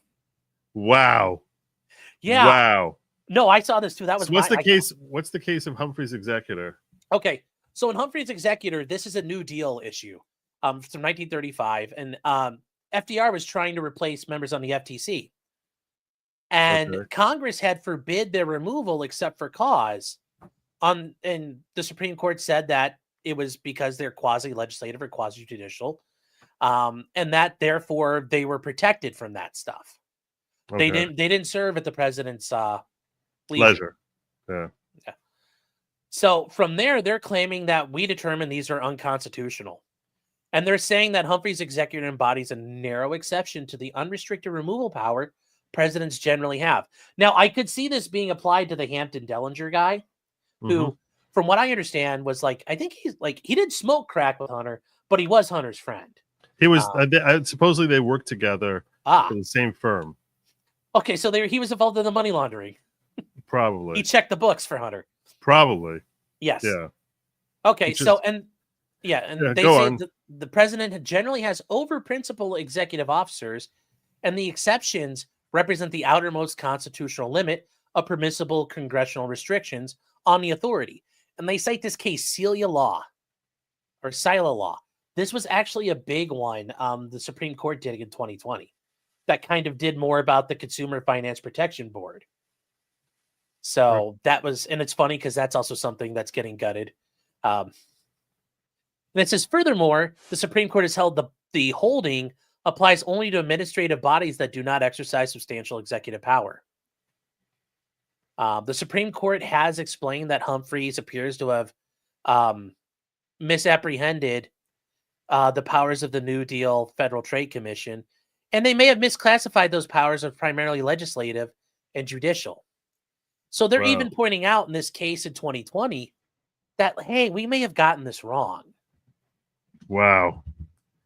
So, and yeah, there's a little bit more here, and they just point out that that this Humphrey's Executor doesn't apply because these commissions exercise power. They promulgate binding rules, they issue final decisions, and they make administrative adjudications. And that's true.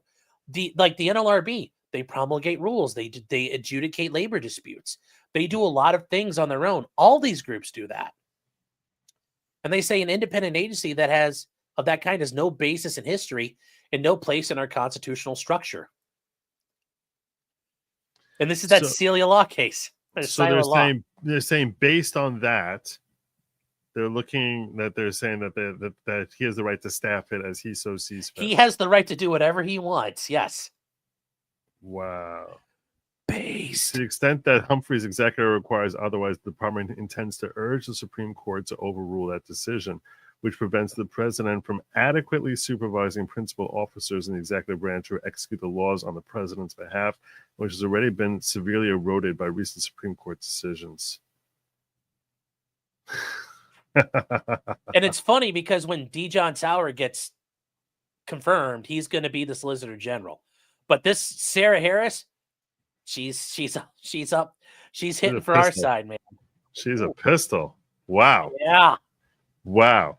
I appreciate you bringing that to my attention. Yeah, I'm sorry. Thank you. Well, we were going through stuff tonight, and I was just like, damn. Yeah. Well, did you see? I don't know. Trump is not playing. He is not playing. And he is so serious about if they would have just let him win in 2020. Yes, he might have just been like completely ruined by Jared and Ivanka kind of whispering in his ear and ruining him. Yeah. And letting him make horrible decisions. They let him go out and ruminate in the woods for 4 years. And then they tried killing him.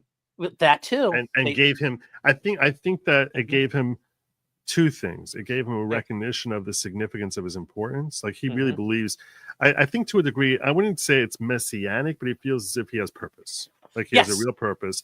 And that has filled, and he has a recognition of God, which he on a level he never had when he's holding a Bible upside down in 2020. He has a much deeper recognition of God, which is a healthier mindset in general. But it's also that I think he has a new level of resolve, and that's why we're seeing him push so aggressively that he's making. I mean, so far what we see every day this administration count. He's like, I'm not wasting a day. Every day is going to count. It's the hero's journey. He was down in his low, and now he's back. And he really was 2 years ago. 2 years ago, before all the indictments dropped, he was a forgotten entity. It was a sort of like almost a little disgrace that, like, so a lot of people, half the country thought he was just a sore loser. Everyone was like, maybe he's too old now, and maybe he can't win. Maybe he can't. Maybe they won't let him win. They're going to just cheat against him so hard that he can't win. Like, he really was cooked, and they resurrected him. I mean, I thought we were toast. Yeah. I mean, like, it was hard not to be down at that point. It was kind of like Valley Forge. I mean, we thought we were down. Yeah. Yeah. We were down in the first half, but that's all. And we're starting to look for, like, who can pick up the banner next. But he didn't just come back with an abandon. He came back with this determination that and I really think it's not a vindictive thing. I think he just really sees all these problems. He's like, no, I'm fixing all this crap. I'm taking care of all this crap. I don't think it's not revenge is not driving him, but dealing with these people are the people who did him wrong, but they were wrong people regardless. Yeah. So, it's kind of that saying goes, when evil men curse your name, that's a good thing. You're doing something right. Yeah. And it's true. It's true. Yeah. Also the other case that got the TRO in the one where all the unions were suing the Office of Personnel Management because they're like, we're going to lose all our union dues of the buyout thing. The buyouts. Like, I thought that's hilarious. They had to admit we're going to lose all our union dues, and it's like, oh well, oh well. Yeah. That's not a basis for a TRO anyway, because that's financial and that's not irreparable harm. Yes. So as soon as you admit that the problem that the damage is money, and it's a calculable sum. So that's not irreparable harm. And the other thing, and I'm sorry, Joe, I know you've been already. I like how you got day 23. I like this. Yeah, I'm thinking. I was like, I don't even know how to list. I was like, I want to make it like something condensed, and I was just like, I got confirmations. I got peace talks with Ukraine. Yeah. I've got Lee Zeldin and clawing back $20 billion in EPA. I got Pam Bondi going after Leticia. Yeah. I'm like, how do I put all that into like a? And I'm like, you know what? I think maybe going forward, I might just do tomorrow will be day 24. Yes. It's like, here's a recap for day 24 because there's so much that happens every friggin' day that it's like, here's the day 24 recap, and maybe like a little side thing also. So, yes, and there was the New York City comptroller's like, we lost $80 million, and I was like, wait, I thought we just took back 59, but it's like, oh well, yeah, it's like, thank you for admitting we gave you that much, but yeah, no, I the one thing I will say, and I brought this up earlier, these guys doing all this lawfare and launching this judicial coup, the Supreme Court's eventually going to have to get involved at some point because nobody's going to let this go. I was working my way there. Oh, okay. Sorry. No, but that's okay. That's okay. You sort of cut me off on when I brought you in here, and I'm glad I did. Glad I did. But I mean, I was working my way there, but I can sort of skip ahead. Yesterday, I was talking about a case from 1866 called Mississippi versus Johnson, which is basically saying that it's ridiculous overreach for the judicial branch to start telling the executive branch how to do their business, and that should not be entertained by the Supreme Court, much less some wacko district court judge from Rhode Island or New Hampshire or whatever. They didn't even have to say that. They were just like, it's a separation of powers problem for us to be handling this because the executive branch can do what they're going to do, however they see fit to execute the laws. That's what they're going to do. And we're sort of assuming that they're going to do it constitutionally, and if not, impeach them. But for us to tell him what to do, that's a violation of separation of powers. Well, and I sort of question whether that case is applicable here, because there they were talking about his power to push forward in carrying out laws versus not carrying them out. And that was not really directly on point as to what we're seeing now with them challenging his EOs, which are not actual statutes, they're executive orders. So perhaps perhaps there's more room there. But someone pointed this out to me, and I'll skip ahead in this show because you're here and you brought this up. I would argue, though, that like the challenging the spending freezes, that is kind of going to his ability to carry out a law, because Congress said, okay, well, there's funding, and so he is carrying it out. He's just doing it through an EO. So that's a fair point. That's a fair point. But we have a far more recent example of a current Supreme Court justice who weighed in about this issue back in 2018, and that was over here, Benjamin Weingarten, saying this that is something I've touched on this a couple of times. Yeah, Benjamin Weingarten. So I'll introduce this to my audience. He reported that Justin Clarence wrote in Trump versus Hawaii back in 2018, these injunctions are beginning to take a toll on the federal court system, preventing legal questions from percolating through the federal courts, encouraging forum shopping, and making every case a national emergency for the courts and for the executive branch. I'm skeptical that district courts have the authority to enter universal injunctions. These injunctions did not emerge until a century and a half after the founding, and they appear to be inconsistent with longstanding limits on equitable relief and power of Article 3 courts. Why? Because it's a violation of separation of powers. Yes. Universal injunctions at best boil down to a policy judgment about how powers ought to be allocated among our three branches of government, i.e. separation of powers issue. But the people already made that choice when they ratified the Constitution. Universal injunctions are legally and historically dubious, as in sus. It's a sus perspective to think that that's actually something that you have the authority to do. If federal courts continue to issue them, this court is duty bound to adjudicate their authority to do so. And it seems when you talk about constitutional crisis, this is the end of the crisis. And you can see, especially when we're looking at the composition of the court, you have your three on the right and three on the left, and then the three in the middle who are institutionalists, right? Yes. They're very much about like what's going to uphold the institution, whether that institution is the education department or the capitalism or our health departments, and letting COVID run wild, right? And trusting what the scientists were saying, because those are our scientific institutions. Those three in the middle are always like, let's go with the institutions.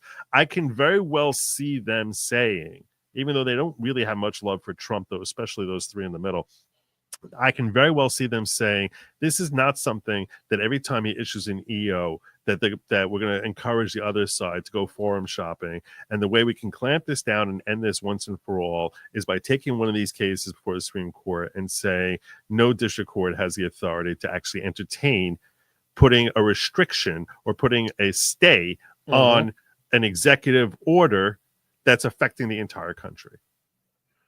I agree. That's where I think we're going to go. I think that's what I'm anticipating will happen. And I would not be, I'm expecting it to happen in 2025. I don't think it's going to be something that's going to be years from now. I think we'll see soon. Oh, I don't think it'll take forever. It's going to happen this year. But if you can, they are thinking tactically. They've got the trench. They got their TRO. Rhode Island, and the Hawaii thing is funny because you probably remember the meme. Hawaii judge says Trump can't do something. And that was the meme because the judge was up there. The judge in Hawaii was doing all these injunctions. Right. And now we're to some jack-off judge in Rhode Island. I don't know who the hell. Like, he's the chief judge of the District of Rhode Island. Other than the D.C. judges, you don't know any other district court judge out there except for maybe the ones where you work. So why do we know who John McConnell is? Because he decided to get involved. The orange man's bad, and he wanted to get involved. I have a whole thing on John McConnell also. Okay. But I'll work my way there. I'll save that for when I wanted to finish Pam Bondi first. But okay. No, that's okay. It's so scary though, because this is something where I've mentioned this. I keep mentioning this to my chat. Clarence Thomas has already said we tire of this. And here's the thing. It's not just going to be 6-3. It's probably going to be like 8-1, 7-2. Because even Kagan and even Sotomayor, and I think even Ketanji Brown Jackson, they're going to realize, part of things when you're judges, you don't like, judges are very territorial. So like if a lower court judge starts messing around in another court's business, they're like, who the hell are you? Right. And federal judges are, they're even worse at it. The Supreme Court's going to get involved. Like this is our territory. It's not yours. Yeah. And they're not only going to say we tire of you gumming up the system, but they're going to point out like there is one Supreme Court of the United States, and it's not you. And yeah. And ultimately, that's a great call because historically the Supreme Court has always been about securing its own power. That's very consistent with Supreme Court justice is like we ever since Marbury v. Madison. It's like we're gonna and I don't blame them to an extent. You do need to protect your institutional power, but it's also just like I'm sure that they consider him a colleague and everything, but they're gonna be like, who the fuck is this guy? Who the fuck do you think you are? Seriously. Seriously. Like some guy. Do you know how this guy got in? Do you know how this guy got in?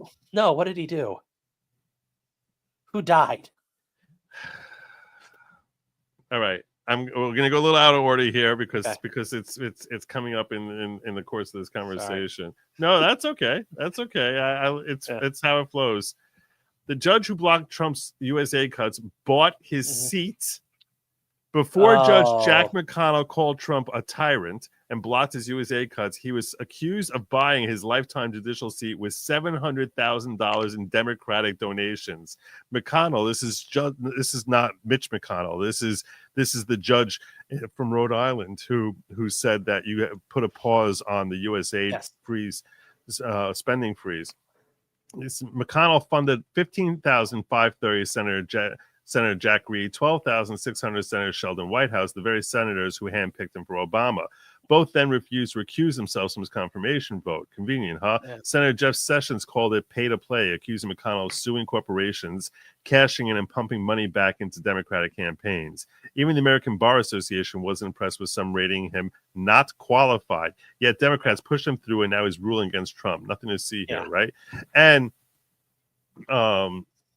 this guy, in case you're wondering how sick he is, the Obama-appointed judge that threatened the Trump administration with arrest if funding was not restored to USAID. I don't know if they threatened arrest, but previously likened Trump's first term to let him try to arrest. What? Yeah, let him try to arrest. Seriously. So he likened Trump's first term to the Civil War and Jim Crow and compared Trump to the tyrant in 2021 video footage uncovered by Natalie G. Winters. Judge McConnell's an activist. Let's check out this clip of him here for 2 minutes. So, what's happened over the last 4 years or so, and at other times in our the accent too. Going back to the Civil War and Reconstruction and Jim Crow laws, the civil rights, and during the last 4 years, is that the values that we live by, the constitutional values that form the basis of our country, have been tested. And our institutions have been tested in ways that I don't think a lot of folks thought would survive. It got tested in the 1800s by a war, and we survived the war. Crazy person. Sometimes well and sometimes not so well, but that's for another story. So what we saw the last 4 years in my mind was a new testing of it, and how I think about it is it's like a balloon, and you're blowing up a balloon, and you keep pushing that air in. Well, at some point the balloon's gonna pop, right? And it feels like over the last 4 years, with the challenges that have occurred to the rule of law in this country, that we came very close to that balloon popping. But where courts stand and enforce the rule of law, that is against arbitrary and capricious actions by what could be a tyrant or could be whatnot. We saw plenty of examples of that recently. Plenty of examples. And it enforces our values. Our values, in a legal sense, are the Constitution. And it's that it's that reason that, and we saw, and there are plenty of Talk about a examples tyrant. over history, This guy here. and there's plenty of examples over the last 4 years through government actions. When you're sentencing someone, when we talk about sentencing, that you have to take a moment and realize that this, middle-class white male, privileged person needs to understand the human being that comes before us, that may be a woman, and may be Black, may be transgender, may be poor, may be rich, may be whatever, may have experiences that aren't yours, and you have to walk in their shoes and understand that the law applies to them where they are, and then you have to apply the law accordingly. So yeah, there you go. So that's the guy who's sitting in here weighing in on Trump policy. This guy. This is the guy. It's an interesting thing, because one of the things I was thinking as I was listening to this guy is you and I sort of have slightly different takes as to what direction the Supreme Court may go. I was saying the Supreme Court I was actually thinking the Supreme Court is going to go down a direction of saying there's separation powers of issue, and nobody, even us, even we, have the power to intercede on a TRO on a TRO basis on questioning how the chief executive, how the president is carrying out that branch because of separation of powers thing. You're thinking that they're not gonna say that it's outside the judiciary, but that it's their exclusive purview and that they do retain that power, but no one else has that power. Those are two different lines of thinking. You can either say that they alone have that power, or you can say, or they can say that nobody, including themselves, have that power. I was leaning towards the nobody way, but I do think you're more likely to get more votes of people saying, more justices saying that we have that power, but no one else does. I think that's just looking into human nature. I can see them coming out with some sort of logic to support that perspective. Well, and I don't think you're wrong though, Joe. I don't think you're wrong with the idea that they would say this is outside of our power. There's a separation of powers, because that's, if they want to, they could put on and just say political question, you can't do this. And I think they will if they can, but they always, if they could avoid going down that road, they always try to find another way. And if they just say, we're just going to clip the wings of the judiciary a little bit, I think they would rather answer it that way than make some sort of sweeping question. But I think this judge, it's hilarious. I'm reading. I'm predict. This is my prediction. I'm going to mark my prediction down now. My prediction is the majority decision is this is the exclusive purview of the Supreme Court, and these lower courts don't have it. Because the way they'll get there, is you have a situation like this clown over here, McConnell, and he's issuing his TRO, and it's going to be appealed to the Circuit Court, which I think it has been. The Circuit Court has rejected, which means it's probably coming up to the Supreme Court, if not presently there, within the next week or two. So, and I think that they'll take a case like this case. The majority will come out and say, this is our exclusive purview because of the constitutional, constitutional crisis type of thing. And then we'll have a concurrence from a Thomas saying, I don't think that any of us in the judiciary, even us, certainly the lower courts have no basis here, but I don't think even we have, but I'll sign on with them to say that the lower courts cannot have it. And so I'm expecting a majority position like you're saying, which is that the Supreme Court does have power to issue a TRO in this type of scenario, and concurrences specifically from Thomas and perhaps from Alito and or Gorsuch, which are basically saying that none of us have that power, but certainly the lower courts do not, and doing it that way. That's how I'm predicting this thing coming down. I think that's the case, but I will say this much here. I don't like this, because what's going to happen, like we see in, for example, where there are times where there might be a necessary nationwide injunction. So, for example, there have been like a couple of gun cases where a judge has issued an injunction nationwide. For example, like some of the ATF rulings that have gone out. Right. They've been stopped by a nationwide injunction. Right. Where it's like, that kind of makes sense. But this is the thing. This is kind of like, they're going to fuck it up for everybody. Yep. And this is just, it's going to be like the nuclear option. Yeah. They used the thing and they abused it, and now it's broken, and now nobody can use it. That's my concern. Like, it's gonna, like, eventually there'll be a point where we want to try to do this, but they'll have ruined it and killed it. So it's a good point.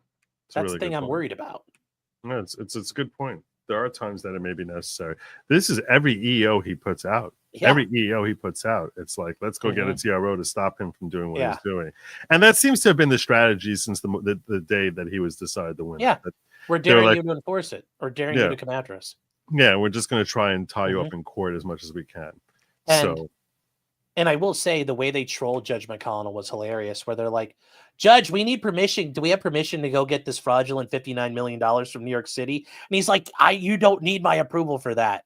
And they filed a bunch of motions asking for like permission to do stuff. Yeah. And they're like, but you said, and he's like, that's not what I meant. And even the Second Circuit or the First Circuit, they said, we're not clear. Like, it sounds like this. They're like, it's maybe a this little is worded. It's worded very broadly. What Sean is referring to here is that Judge McConnell issued 2 orders. The first order said that that the freeze, you're not allowed to just freeze globally. If you find individual cases of fraud, then you would be allowed to freeze consistent with existing, pre-existing laws and conditions and contract terms. Then you would be allowed to freeze it.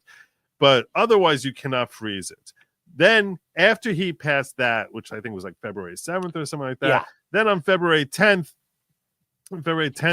after the Democrats said, they're still not giving us our money. They're still not giving us our money. See, he said, I told you to give your money. Give the freaking money. Give everyone their money. Everyone. You can't stop anything. Stop anyone. So then Trump goes on national TV with Elon yesterday. He's like, I guess I'm not allowed to do my job here, according to a judge. We're going to respect what the law says, but I guess I'm not allowed to stop someone fraudulently taking $59 million. And it was so humiliating for this clown over here, this guy over here, this bozo, that he had to be like, that's not what I meant. But in the interim, it went to the circuit court, and the circuit court is like, did you really? We don't think that? that's what he meant. Yeah, we're sure that's not what he meant. Are you sure you can't freeze even fraud? Really? Yeah, because that's what you wrote. He's like, that's not what I meant. And the same thing happened with the case out of the SDNY, where it's like, okay, look, Scott, the Secretary of the Treasury, he's allowed to do it, but not everybody else. And it's like, they're having to re-clarify, but they're just because they're rolling so fast and they're typing things out so fast that they're not thinking through how the words are reading on the page. So and it's even though when I read that consent order with the Treasury, I read it as not including him. I know, but that's the way you play the game is like you play it up like you say I can't do it and turn him into a joke. Turn him into a joke. And the other thing though too is and I know Shipwreck Crew, I follow him on Twitter. He brought up a great idea. It's like, well, fine, I'll just give you 1% of funding. I haven't frozen it. I've just slowed it down to a trickle. Yeah. And that way you can tell the judge, look, I'm doing it. You can't tell me how fast, because he can't tell them how fast to do it, because that would clearly be unconstitutional. So if they just do it, just the littlest effort of like, I'm just giving you $1 instead of 100. I'm just giving you it $1 at a time. Yeah. You can't stop me from doing that. You can't, that would be hilarious here. But yeah, we're seeing. I wouldn't be surprised to see Trump do that, to be frank. I hope he does it. That would be even better. They really seem to be exploring. Trump has become this political animal where now he understands how DC works, and he understands that when Schumer said that the FBI has 6 ways Sunday to come after you, that he's now learning there's 6 ways a Sunday for me to get my executive orders out there and just change things up a little bit. And he's become the shrewdest guy in DC. Yeah, and I credit his staff and the people around him that they seem very, very intelligent as to how they're approaching this. So, and we learned, we saw how the Democrats did it. It's like we learned from you guys. You guys showed us how to play the games. And the thing is with this judge, though, he's talking about the expansion of power. It's like post-world, like, okay, we can go back before World War II, but just starting with Truman, massive expansions of presidential power, Youngstown Steel, like, and on and on and on and on and on and on and on into even before Truman, FDR. FDR. Wicker v. Filburn, that was just that was that. But I'm just saying you can exclude FDR from that and just start with Truman going forward. Massive expansions of presidential power, and all the way to the point of Obama saying, "I got a pen and a phone, I'll do what I want," to the point of we drone striking people. So yeah, I mean, the idea that this is just something new, no, this is Trump capitalizing on, over 100 years of stuff that's gone on. It's a really interesting thing. That would probably be an interesting video to sort of break down the expansion of presidential powers. And you can go from Wicker v. Filburn to the expansion of financial powers. Truman, we saw the expansion of war powers, where he called the Korean War a police action, and all of a sudden you don't have to get congressional because under the Constitution the president can't declare war. He needs Congress to declare war, and he can only engage in war for 60 days. Well, we had a 3-year Korean War. What was that? Well, that was Truman. He's like, it's not war, it's a police action. Yeah. And then that rolls into Kennedy, doing NASA. That was him pushing it away. And then we roll into LBJ, Kennedy starting Vietnam, but like Kennedy doing Vietnam, doing the Bay of Pigs, fighting communism, and then LBJ going to Vietnam, Nixon fighting Vietnam. Remember that, like, it was a war, but it wasn't like a war. So it's, it's grown and grown and grown and grown and grown. And now Trump is at the top of that wave. Yeah. And it's just a bunch of shocked Pikachu faces saying, oh no, how did this happen? And it's like, you guys let this happen. All right. Well, I'm gonna get back in on the Pam Bondi thing. You want to stick around, or you want to go? We can get back to Pam. I'll stick around for a minute. All right, fine. So Pam Bondi, we were in case you joined. Well, let me just cover a couple of super chats that came in while you were while we were schmoozing here. Sorry, chat. Joe, the outside point of view. I was talking earlier about how to be a great lawyer, you don't need to be a D-bag. But Joe, from the outside point of view, I want to watch some snake level lawyering. You can be a snake level lawyering. You just don't have to be. You can be sneaky without being oily snakesman without being someone who's barking like a lunatic. Yes. So, in fact, a lot of times I think it's more effective to be kind of perhaps greasy rather than being calling greasy everyone. Greasy doesn't mean evil. No, and greasy means like slick back, just being slick. Yeah. Yeah, like Gavin Newsom type. You could be a sneaky lawyer. You don't have to be. That doesn't mean you're a bad lawyer. Right. The rage that puts through my heart is indescribable. We were looking at the angel mom that Pam Bondi brought up. What? I was in a cozy show with sandwich eating fat man. Now I'm in a dark tunnel wearing a tracksuit. So is the Kool-Aid any good? Why they call it the odor mendacity? We're not going to get into that right now. It just hit me the irony of this initiative being fueled by feloniously fraudulently accounting practices. I suspect he'll find way more than 34. Yeah, I think he will. Oh, yeah. And Liz hitting me with 100 here. Ooh. Just because I love giving. Nice. God bless you, Liz. God commands me to give, and he commands me to think of others. Thought for the end of the day is God is good. Indeed, God is great. Yes, very good. And he is very, very, very much alive and in control. Potential criminal brings the spice, pot C in the house. Thanks. The whole thing is the legislature gives their power to the executive branch for the only reason being to absolve themselves of a voting record. That's another issue, Congress abdicating power. But, there's a lot of Article 2 power that's being sorted out here coming up. It's a good point by Jadino, yeah. Ed2276 saying U.S. aid spending appeal. Trump lawyers argued, 1, funding not terminated, just suspended for review, so no final agency action, no irreparable harm. 2, waivers available for release of funds, so some programs are still being funded, which I think were good arguments. And Yeah, they had to admit, well, actually, a lot of people are getting money, just not everybody. So, further argue programs of contract must sue in federal court claims over funding terms, not federal district court. That's correct. And that you can't do it in this global type of way. You need to basically say, I want funding for this, I want funding for that, instead of being like, we overturn the EO. Overturn the EO is unconstitutional. Yeah. Here is what I like. Here's an injunction can only apply to your circuit. That way, if there's a split, it forces the Supreme Court. Interesting. That's an interesting thought by Code. Meaning that to the extent this affects my circuit, in that case, or my district, if you're a district court judge, that'd be that would be weird though. Like, how would you do that to some agency? Yeah, well, you could say like, hey, ICE, you can't arrest anybody in the Northern District of Ohio, but even then, it's like we have multiple federal courthouses in Ohio, and like, how would that work? Because like, there's a case out of Mississippi where a guy had a machine gun and the court said, yeah, this isn't illegal under Bruin. So he dismissed the count for the guy. The guy's case got dismissed. Right. But it's only for that guy. Which, okay, great. Like, but you're going to do it on a case by case basis. Like, okay, ICE can't take Julio today enjoined, but just him. Like, it would be really. I don't see how this works at the district court level. Like, if it's not nationwide, I don't see how it works. But I think it's an idea, though. Circuit courts might be able to do it. That would make a little more sense. I guess.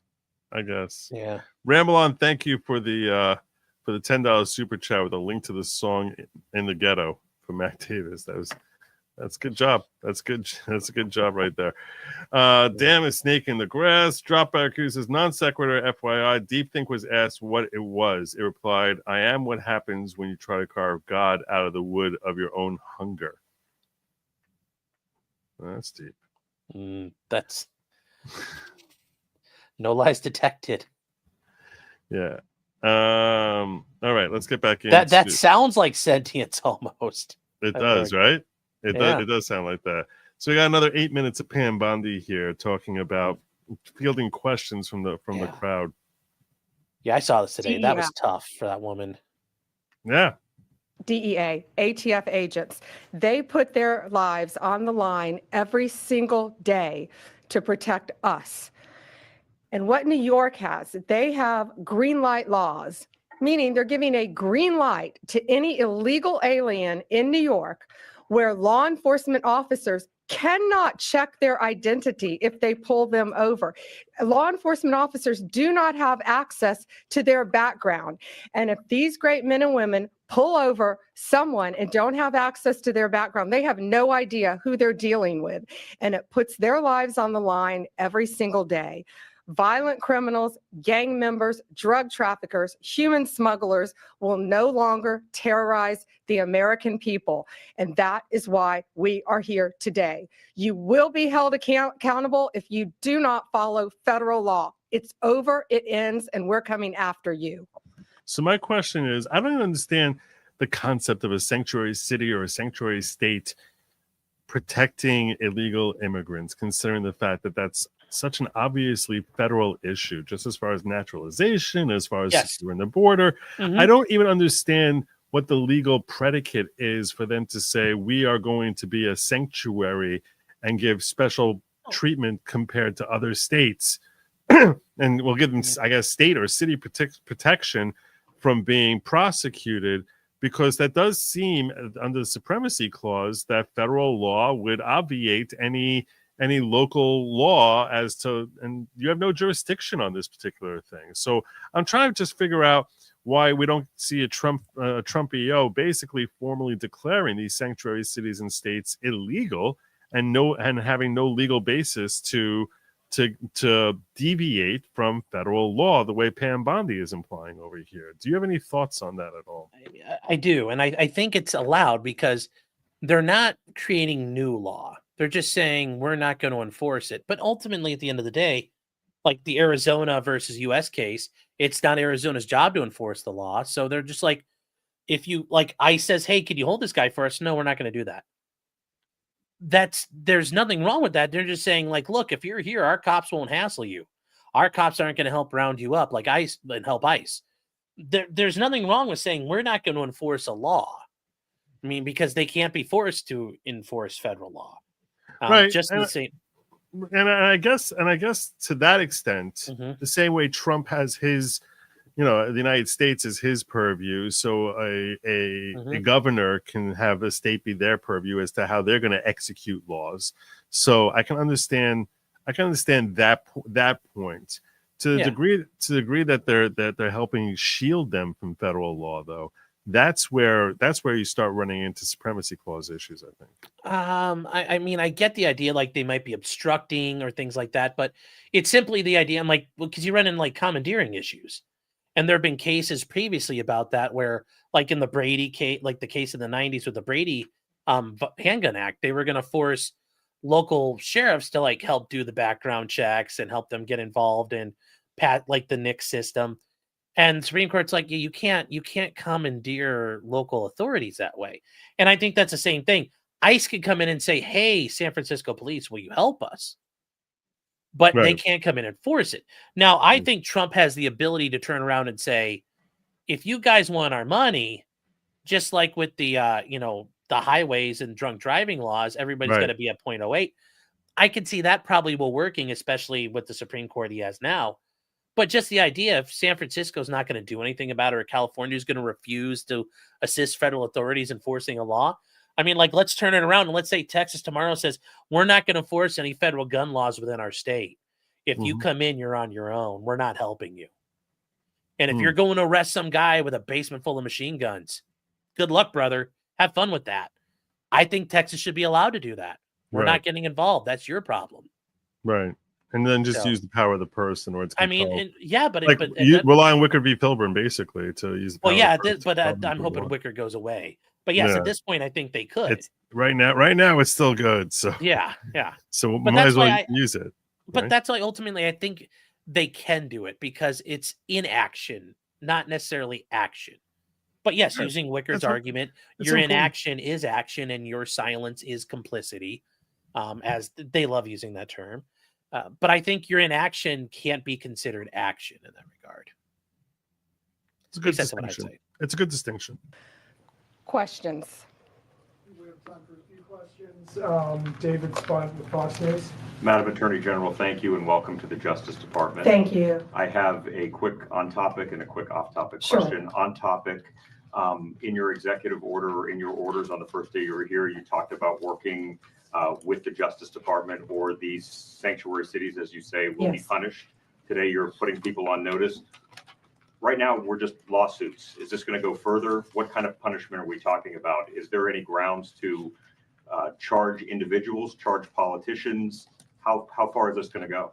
Well, we're going to see what they do next, David. We have sued them all. We've personally sued the governor, the attorney general, Leticia James, and Mark Schroeder with DMV. Look at how the wheel has turned from Leticia James coming after Trump for 400 million. Yeah. Life comes at you fast, baby girl. I love it. Because he has the green light laws. So what they have to do, they have to start complying with federal law. If they don't, we're going to appeal it and we will win. They have to comply with federal law. Did you have a second question? I did have a second off-topic question in this regard to the judiciary. Today, Elon Musk, who has enormous influence in the Trump administration, posted on X, quote, there needs to be an immediate wave of judicial impeachments, not just one. As the Attorney General of the United States, how do you respond to that? Should the process work out in the courts before we talk about judicial impeachments? I mean, these are just TROs now at this time. Shouldn't these just play out? Yeah, I haven't seen Elon Musk tweet. He is a friend of mine. He is a great man. I think he's very frustrated with what's happening in our federal government. You know, at USAID alone, they're giving out billions of dollars that should not be distributed. We're going to back him up. You know, we work our whole lives in this country and we all pay taxes in this country. And for people to find out that $2 million is going to Guatemala for sex changes is outrageous. And we're going to back up Elon Musk every way we can. That includes lawsuits against these people who are doing that. And we will be successful. Get him. Impeachments. That's not going to happen now. We're going to look at everything. We're going to follow the law right now. We're going to follow the process. These are federal judges with lifetime appointments, but they will be struck down ultimately by the Supreme Court of the United States if the appellate courts don't follow the law as well. Hi. Hi. Thank you so much. I also have an on-topic and an off-topic. Sure. First of all, can you just briefly walk us through what the legal claims are you're making in this lawsuit? Yeah, absolutely. So the green light laws are that this is what the green light law says. It's a green light to illegal immigration, which says they can comply. That law is unconstitutional. They can't do that. And what they've done is they have a tip-off provision that requires New York's DMV commissioner to promptly inform any illegal alien when a federal immigration agency has requested their information. So think about the men and women in law enforcement behind me. That's basically, that's not it's tipping off an illegal alien, and it's unconstitutional. And that's why we filed this lawsuit. It's and that's why unbelievable. we charge Mark That part Schwartz. is That's asinine. super illegal. Yeah. That's like working in the grand jury. Like that's work for a prosecutor and tipping off people that are getting indicted. Yeah. Yeah. That I'm sure they're looking at like potentially criminal investigation into that. Yeah. Yeah. And they really are putting people's lives at risk, because all of a sudden yeah. now a potentially dangerous individual knows that police are coming. I mean, they could Yeah. be standing behind the door, with bazooka there ready to blow Yeah, away. and that's the just going to ice. forces the government to respond even harder when they're doing these. So they act heavier and heavier handed, which it's like, this is yeah. Wow. Yeah, Johnny Reb says a glove fry, a valet frog. It's Valley Forge. She pressed the L and E twice. Benjamin Gates. Ramalon, Ramalon, I got that. That was his ghetto thing that I got earlier. So, all right. Or two, because he runs DMV. Oh, I'm sorry. You had a second question. Yeah, my off-topic question. I wanted to ask about Mayor Eric Yes. Adams' case. As of at least a few moments ago, SDNY still has not dropped that case.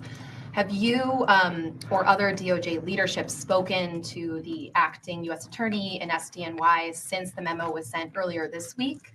And what will you do if she refuses to drop the case? I have not. Fire her spoken ass. to her. I know our acting DAG. Trump seems very sympathetic to Eric Adams, because Eric Adams all of a sudden started facing federal prosecution as soon as he spoke up about the overcrowding of illegal immigrants. Yeah, but it does seem like they had the dirt on him, and it's just, yes, once you piss off people, they come after you.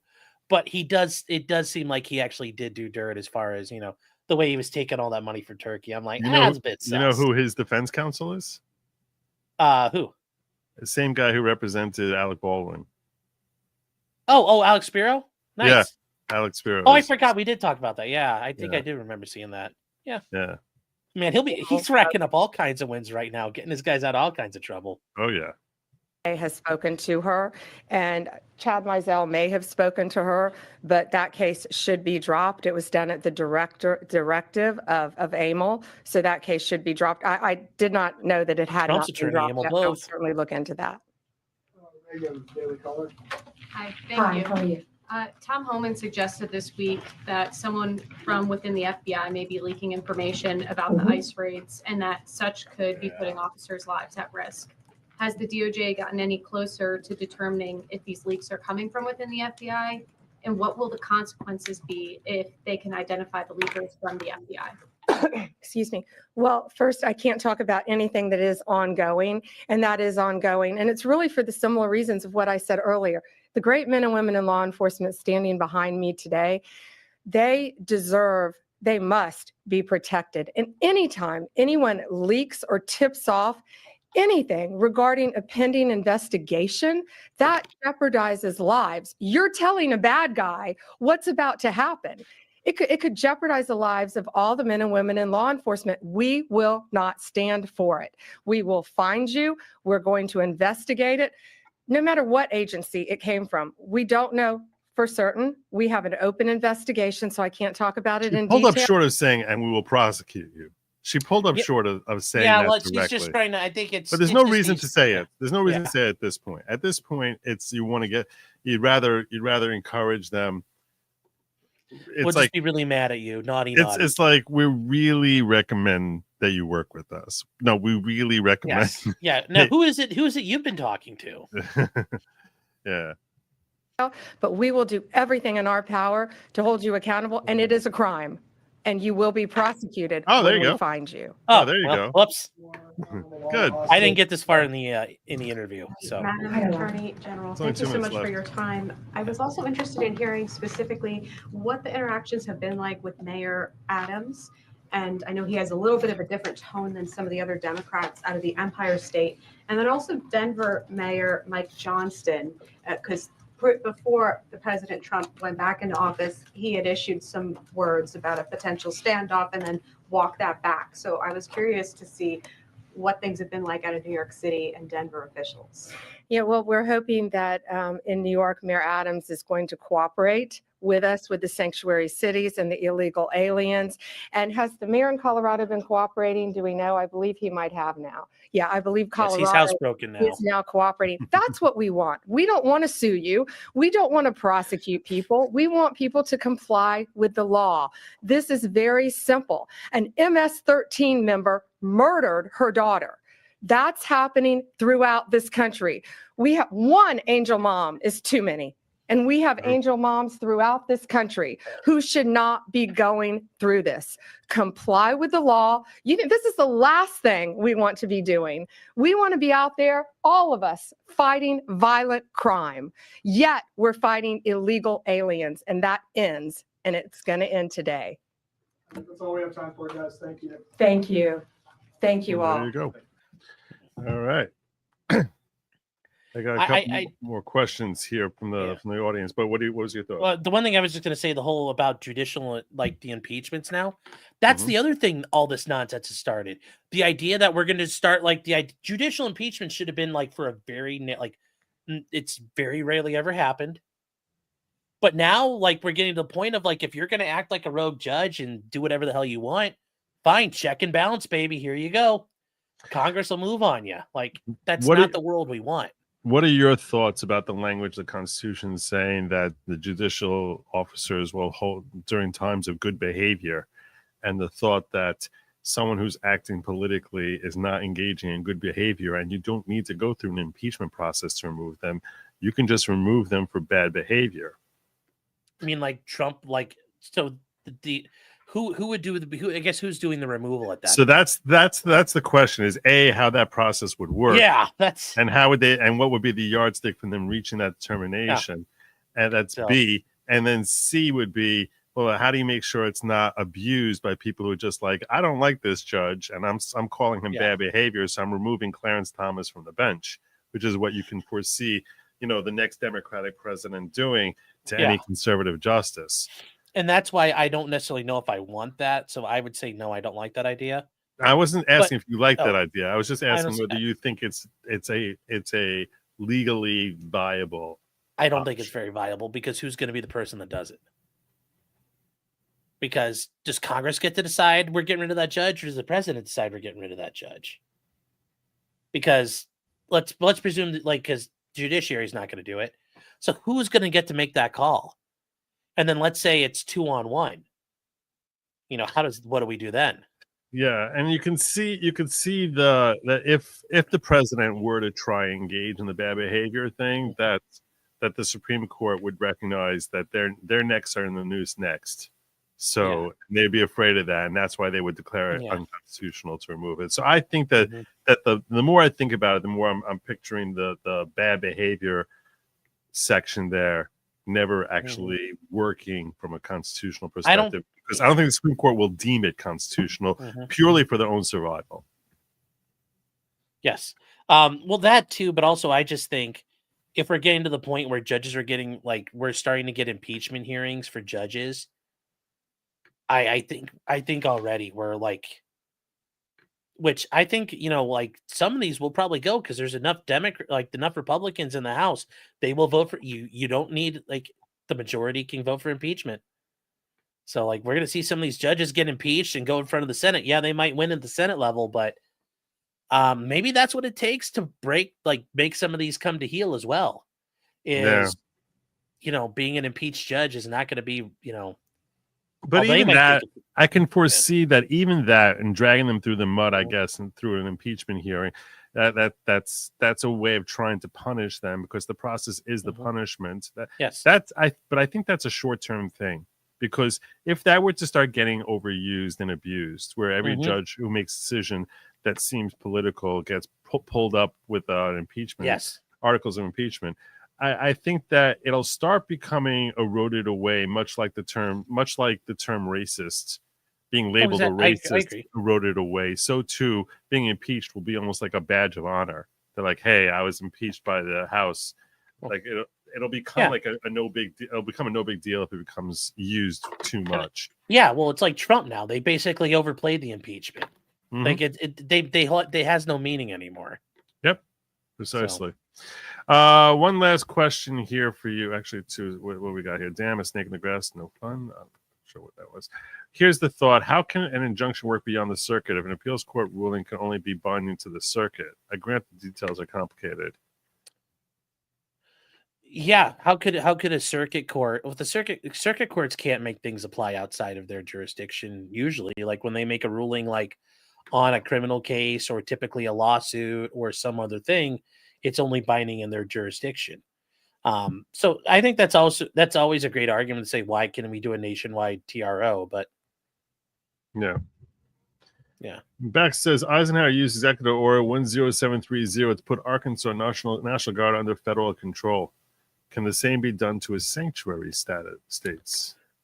I mean, he could, but the thing is, that's only going to be a situation if, like, the governor of Colorado were to call up the National Guard and use the Colorado National Guard to prevent ICE from coming out and doing things. Then Trump could federalize them, order them to stand down and return to their barracks, and that's it. But if it's just, the Denver County Sheriff, there's nothing he can return to their barracks, and that's it. That's it. Sorry, that was me. I had a little Denver feedback County here. Sheriff, there's nothing he can return to their barracks. I don't know what. Sorry, I'm done with that. Okay. So yeah, that's that was so weird. But yeah, Baxter, that's the thing. Trump can't federalize the police, but if the National Guard stays on their, the National Guard doesn't get deployed at all, and it's just the dingbat Denver police chief bringing out the police. And I mean, heck, half those guys aren't gonna I ain't getting involved in this. I don't get paid enough to risk getting charged. Seriously. Yeah, none of them are gonna do this. None of them are gonna show up. It's gonna be a bunch of Antifa. Yeah. Really. You're gonna have the wall of moms again. Except this time, the federal budget's gonna have a massive increase in feeding people soy. Oh yeah. Well, I will tell you this much: this summer, I guarantee you, buy stock in the tear gas companies. Chat, buy stock in the tear gas companies because that's gonna it's gonna go big. Tear gas and rubber bullet manufacturers are gonna be in business. I got very, very late fee. Thank you. I appreciate you coughing up what you owe there, obviously, Fletcher boy. What would happen to the judges in D.C. Circuit if Congress dissolved the D.C. Circuit? Would the judges vanish? Would they be reassigned to another circuit? They're out of a job. Yeah. I mean, I mentioned this, and I don't know if you've talked about this before. Congress tomorrow could abolish a Judiciary Act, and every judge in America except John Roberts is out of a job. They could if they wanted to. We just need 7 more senators. That's all we need. Yeah, we need 7 more senators. Yeah. 7 more senators. 7 more senators, and we could put 8 Clarence Thomases on the Supreme Court. Oh my but yeah, God. the Judiciary Act. You would abolish every federal judge except John Roberts. He's the only one that's constitutionally entitled to exist. We're 7 senators from Trump being able to go Mad King and saying, burn them all. Burn them all. It would be great. It would be so good. Oh my God. Controlling the federal judiciary for the next 40 years entirely. Oh my God. Can you imagine him doing there is no more District Court of Rhode Island. Yes. But then we could restart it.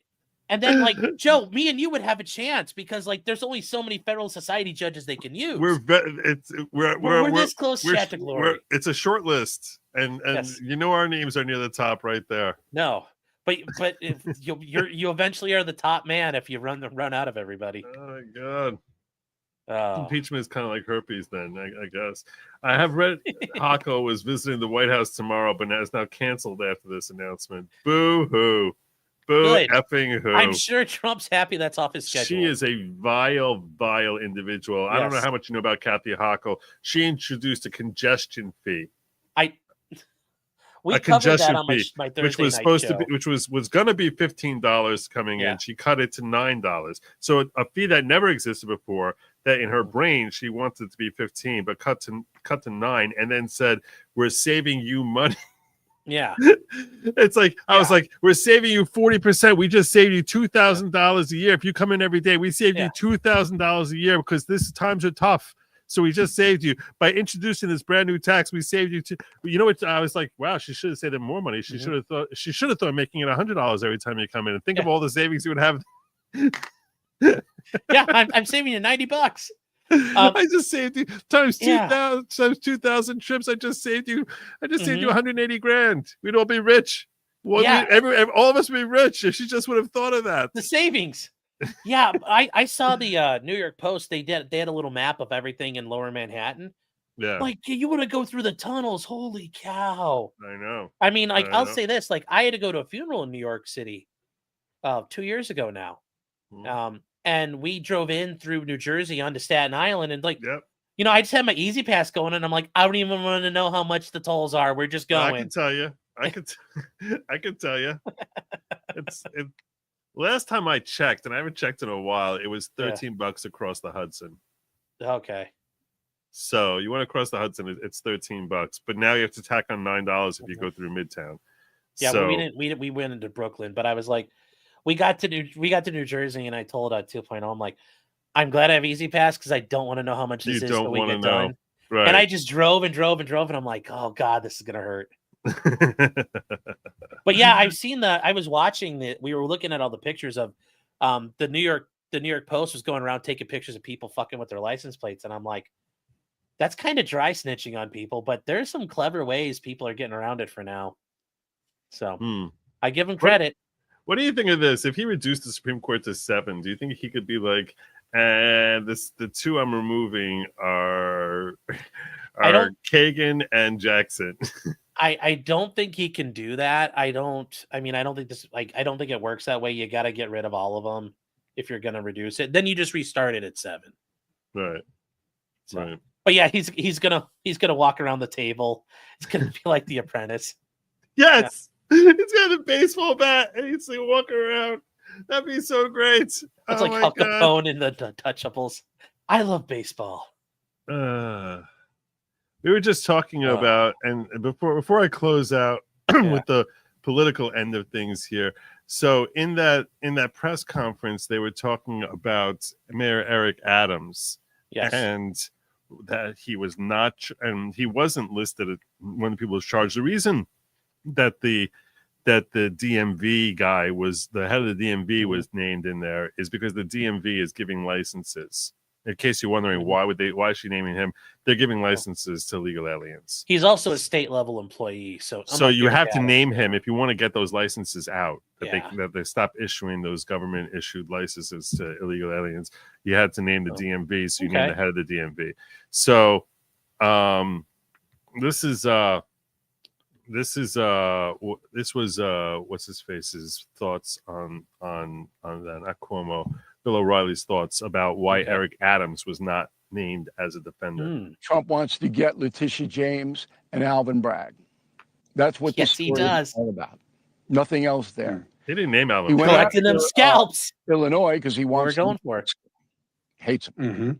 And the way to do that is to deny the states of Illinois and New York the federal grant money. The New York Post reports today $8 billion is going to get held up by the Justice Department that would have flowed into New York State, which is running an astronomical deficit here.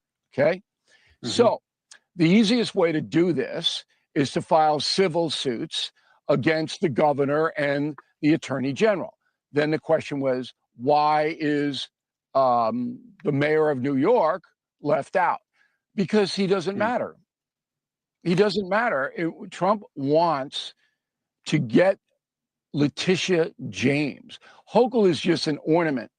Doesn't have any bad feeling toward Hochul, Trump.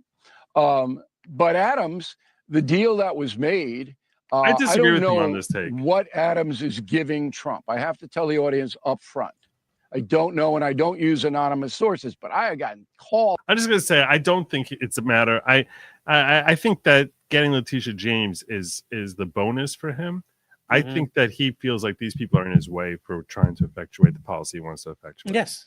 But I also think it also allows him to collect some scalps while he's at it. And if I can do that on top of it, like he's gonna come walking out to the State of the Union with a jacket made out of scalps at this point. It's just he's gonna look like Ivana wearing a big blowing fur coat, and it's just going to be Democrat scalps.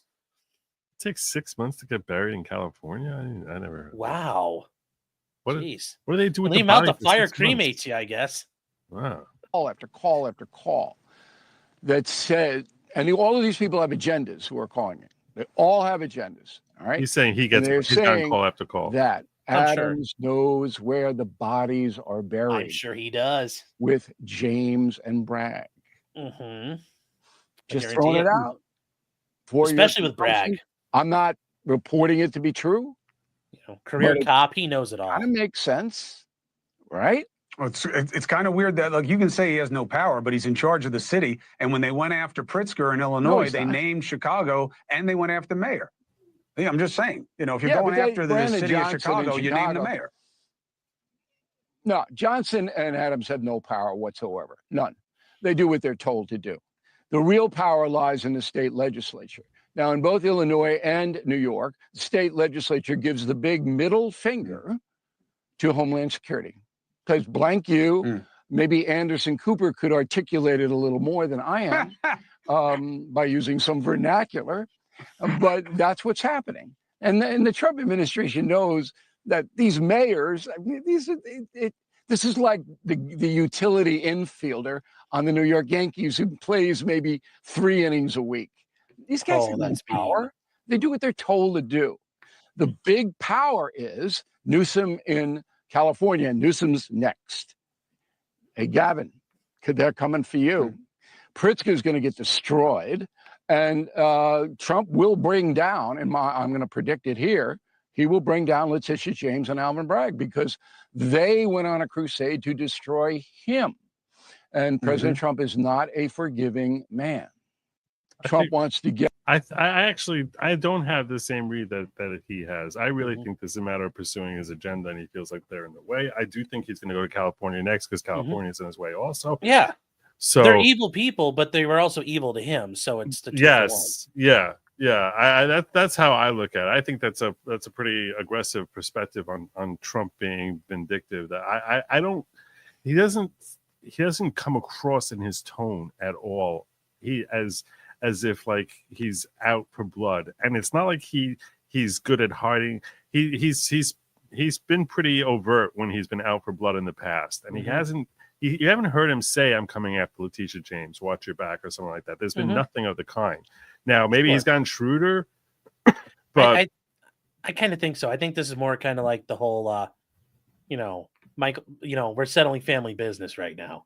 I mean, I think he's like, I don't have to get mad. You already know, like they all know he's coming. Right. And you know it's happening. And they know what they've done. You know what so you he did. doesn't I don't have to get mad. You'll know when I move. That's the title of an extreme. I know what you did last summer. Pretty much. I mean, he's like, you guys are evil. You've done all these things to America. You've also done wrong by me. When it's time, you'll know when it's time. You'll know when it's time. When they bring down the indictments for all the people who are associated with Thomas Crooks and the shooting in Butler, it'll be like, I know what you did last summer. Yes. I know what Yeah, Shapiro, everybody. It's like, you'll know it's time when you hear him walking down the hallway. Oh my God. That'd be great. Yeah. So I'm gonna be getting into the trans stuff now, which is because all the other stuff, I ran through all the other stuff. So I don't know if you want to stick around for that part of the show or not, but you can if you like. It's 1:30. I got to pack it up. I got stuff in the morning, Joe. So. All right, my brother. I appreciate you stopping in and dropping off that info for me. That was really enlightening. And he's going all the way, chat. He's going for the high score. He's going for the blood. He's going for blood. Yeah. All right, my friend. Take care. Good night, chat. So there you go. Nice little pop-in visit there from Potential Criminal Sean. I recommend you check out his channel. And where were we at here? Jadine saying Chief Justice Joe. Many people call him CJJ. Tremendous human being. Fabulous. He's the best. He's the best. All right. Two things related to the alphabet community that I have for you. This is not going to take a lot of time on, but I did throw it out there. So number one is, you remember how like they're always saying they're not teaching kids, they're not grooming kids, they're not teaching trans stuff to kids. Yeah. Not true. Not true. Not true.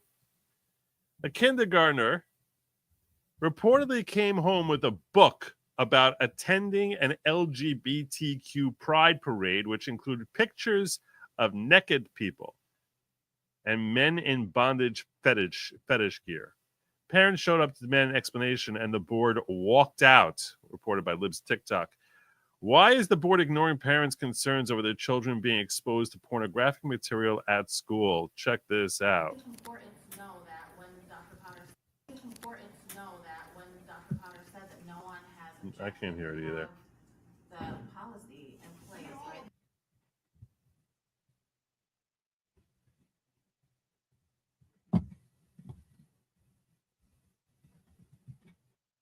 Procedures in place. It's important to know that when Dr. Potter said that no one has objected, we have the policy in place, right? The procedures in place.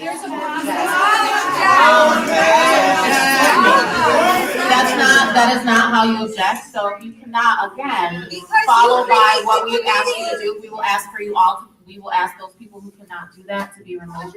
We are here at our board meeting, right, conducting our business. You guys have It's our board meeting. She said it. She said the truth. She said the truth. Have a motion. Thank you. No. Chickens.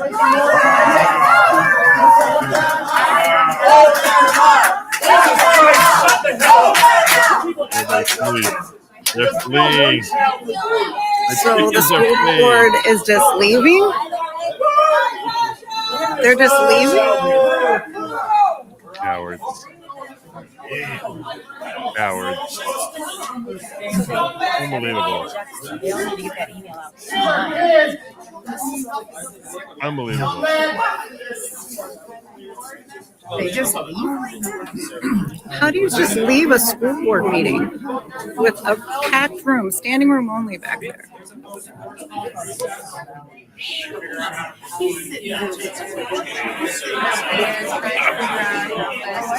There you go.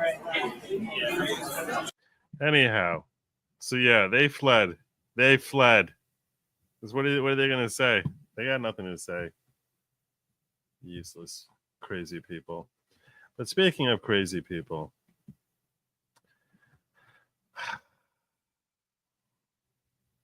yesterday, the city of Worcester, Massachusetts, was conducting a vote to decide whether or not they want to become a sanctuary city for the trans community. A sanctuary city for the trans community. And they had an open session, it was open mic night for all the clowns to come out there and try and amuse the city council, and they seemed very well entertained, as we're about to see.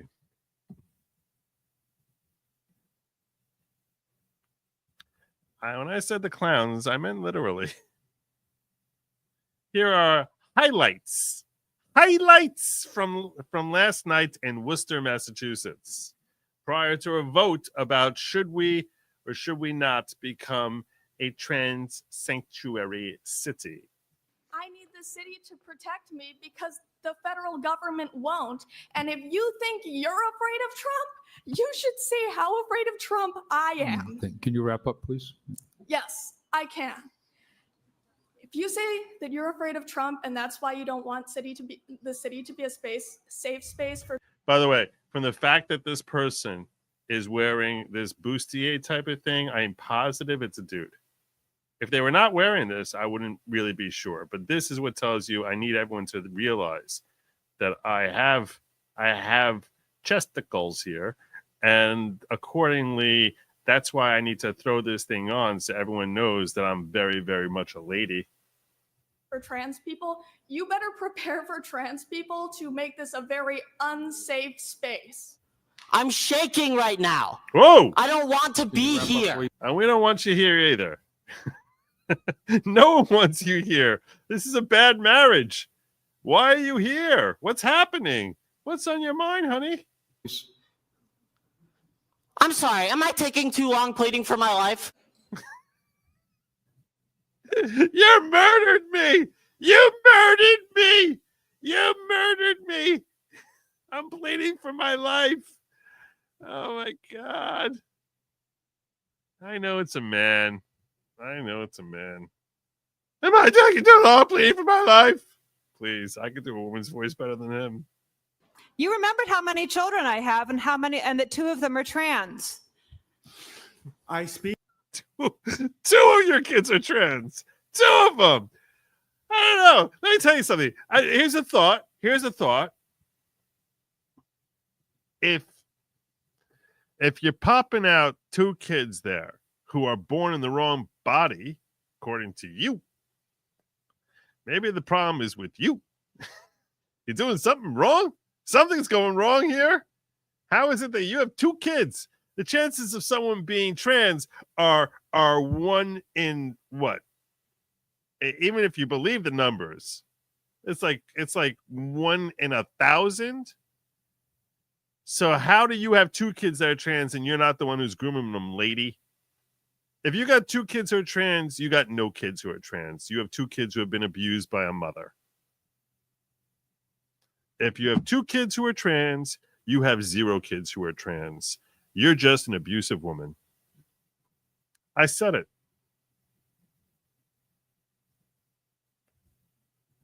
As both the B and the T. Oh, here we go. How many children I have and that 2 of them are trans. I speak as both the B and the T in I'm the B and the T. Oh my God. This dude's sleeping with everyone.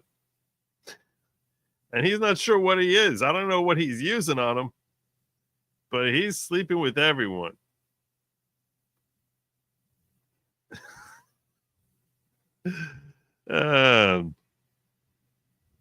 And that hat is an offense to mankind.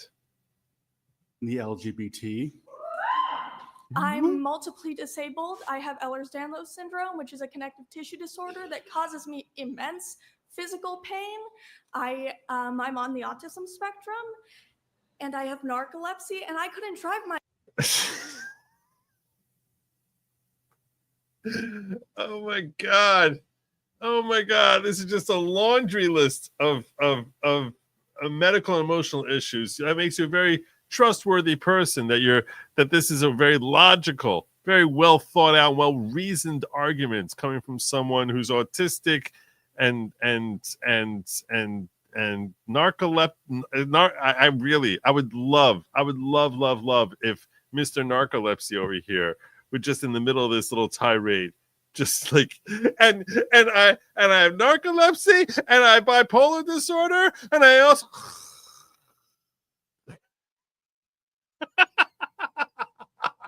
oh my God, that would be great. Oh my God, that'd be so good. Where was that?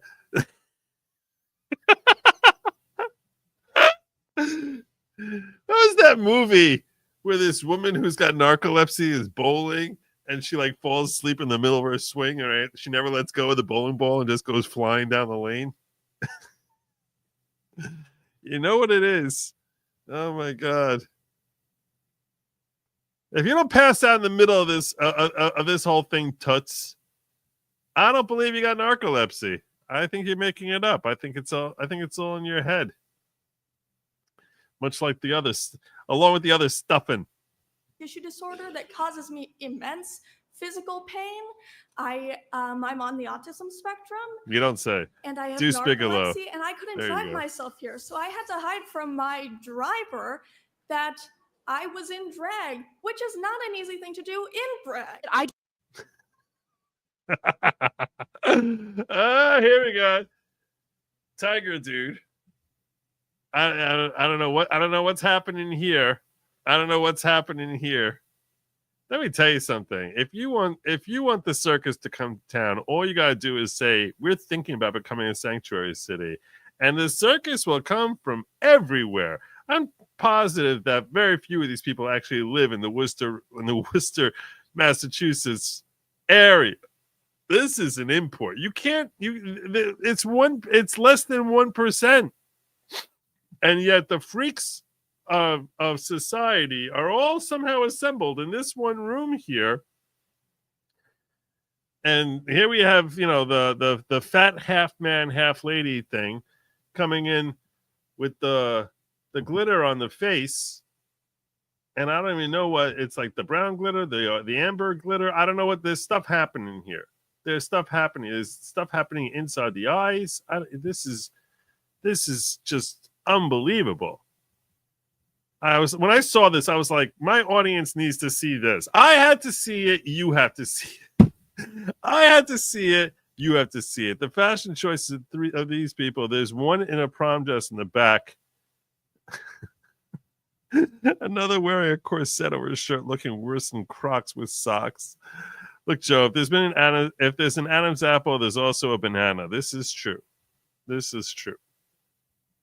The B and the T, the L is implied by that.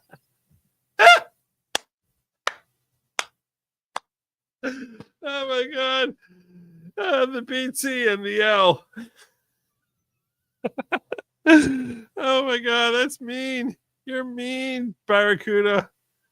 It's scary. You make this choice in life, you spend the rest of life justifying it, even though you might actually question it later in life. This is true. This is true. I want Doge to hire Ligma balls to CNN has to say. That'd be good. That would be good. I should check the ghetto.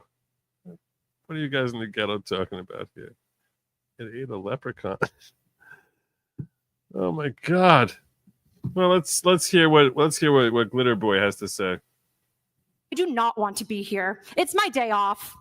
I do not want to be in your DMs. I do not want to be in your email inboxes.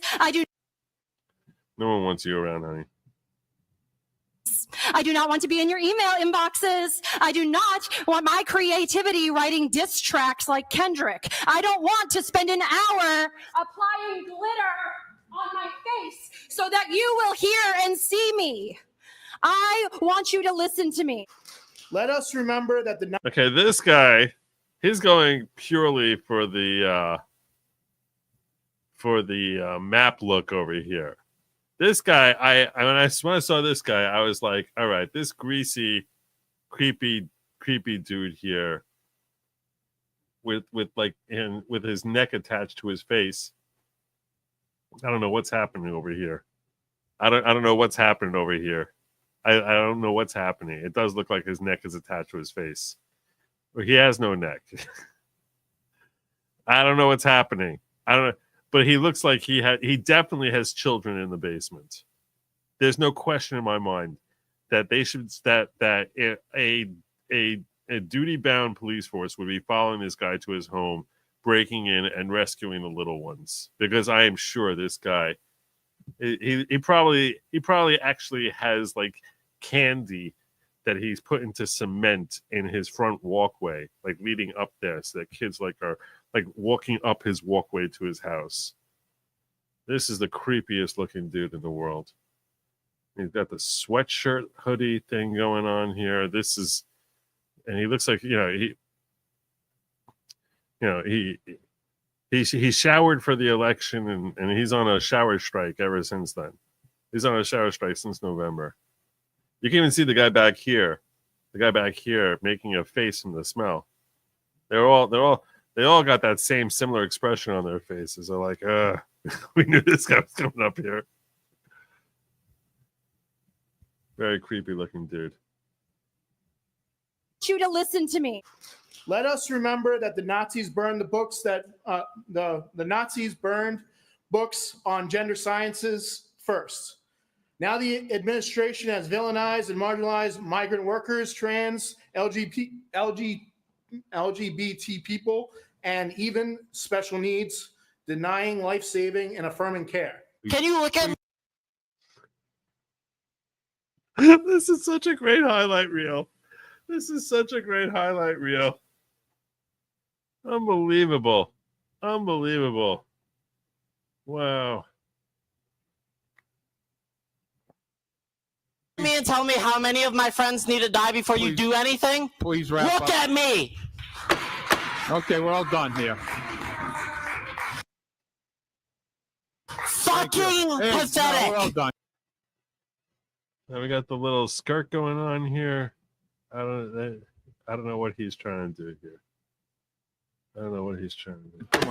Of course, we need to continue celebrating Black History Month because in spite because why not? Because why not? of what's coming down from Washington, we all know that we all exist and we all need to be recognized for our existence. But be aware. It's one after another. There's no.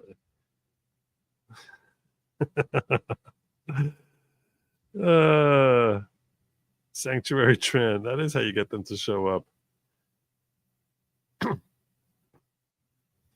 They closed the mental institutions.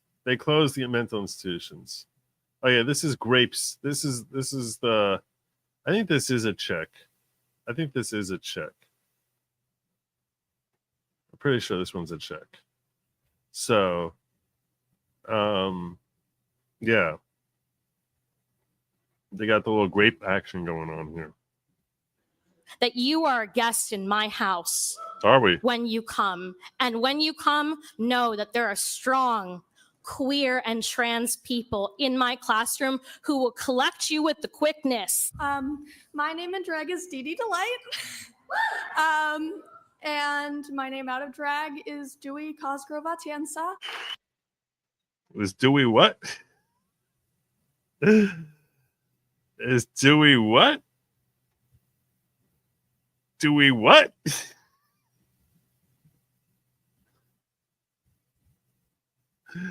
All right. Laddie LaRouge, he, they, in drag, District 3. My legal name. In drag from what? I don't know what you're supposed to be now. I literally don't know what you're supposed to be now. I'm assuming since you're saying he, they, you're not naturally a he. You're definitely not naturally a they.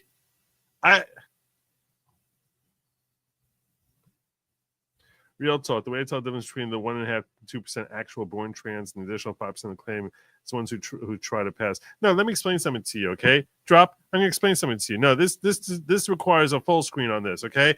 The difference between the 1.5% and 2% actual trans and the 5% is that the 1.5%, 2% are also fake.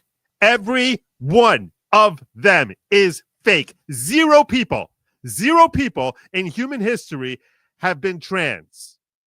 Now you can slap on whatever plastic you want to slap on between your legs and slash off or cut in or carve into your body or do whatever the heck you want to do to create whatever crevices you want to create and do all that other Frankensteining to whatever you want. And then you want to call that person a transsexual. Don't tell me that anyone has actually been born in the wrong body, which is what every one of these clowns want society to believe. Zero.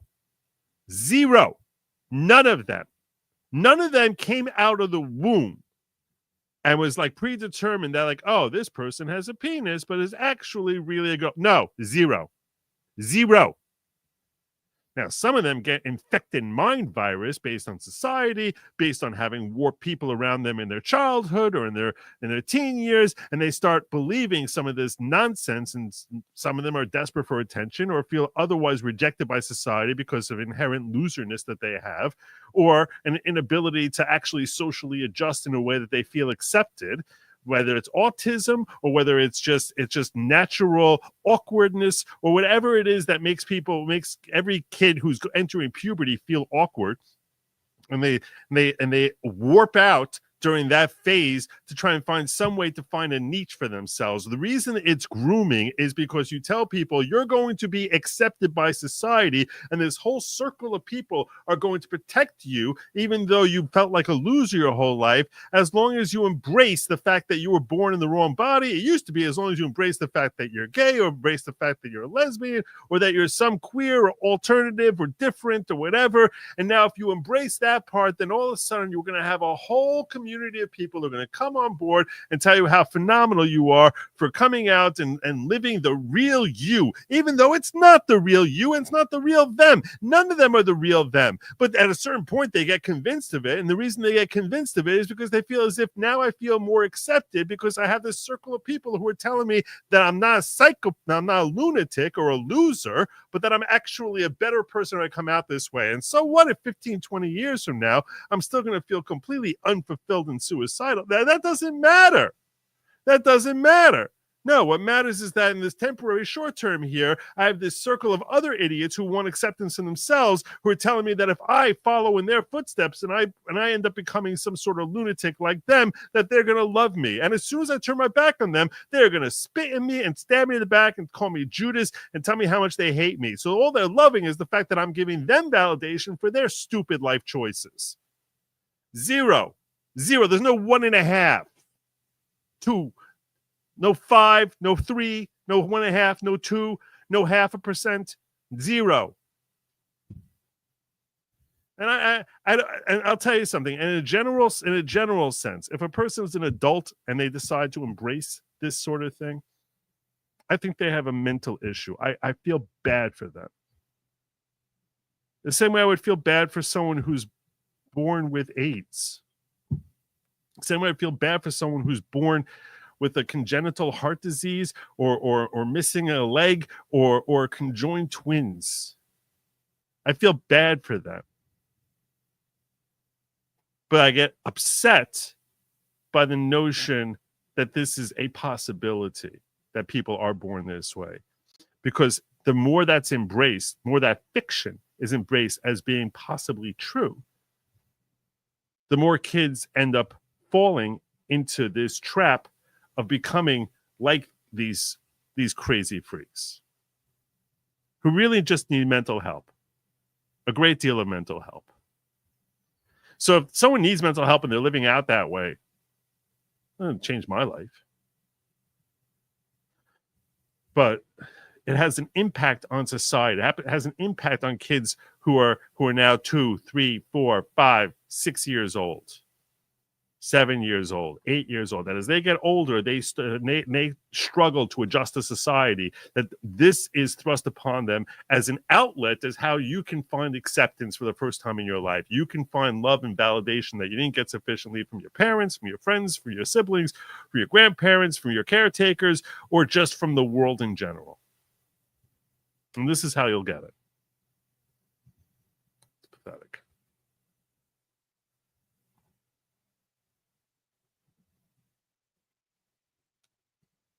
You misunderstand. 1.5, 2% with real body dysmorphia. Oh, that's probably true. Okay, that I'll give you. Dewey the pillow biter didn't get noticed, so more winter on the way. Seems the actual gender dysphoria ones will work on passing. Maybe.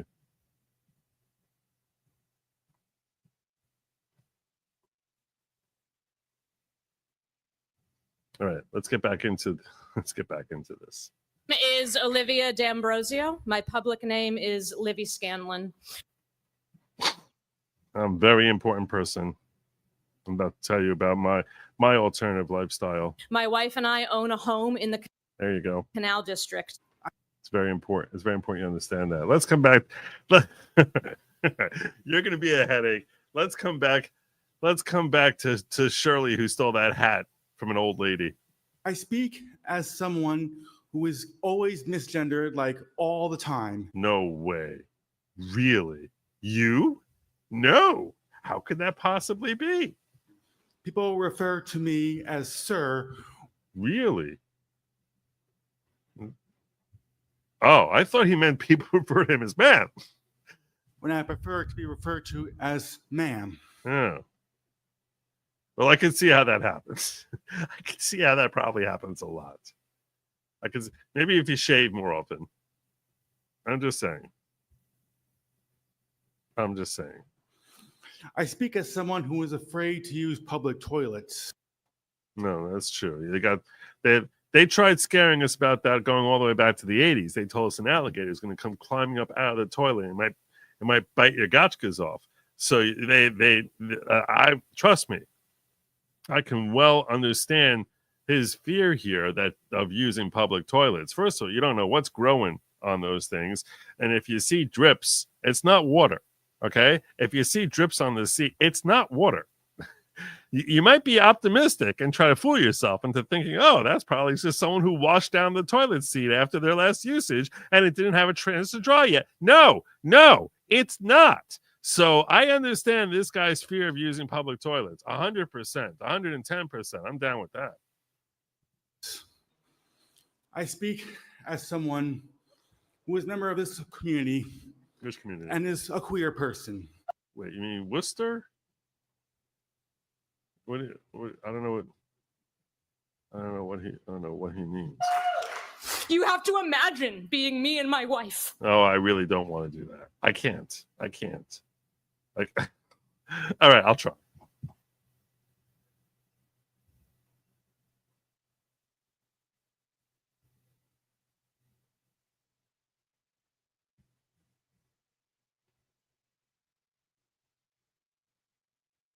Method acting. Hold on.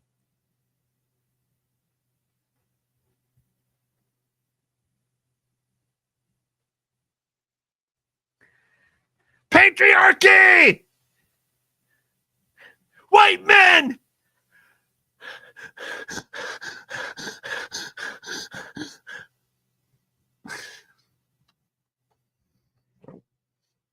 I'm gonna dig a little deeper.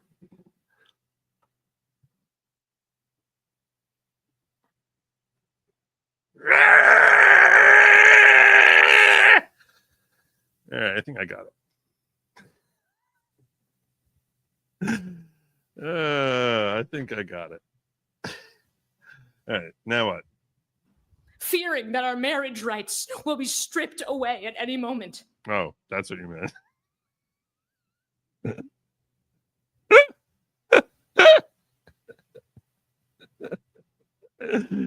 Yeah, see, I'm not worrying about that because that's a stupid fear. That's a stupid, ridiculous fear.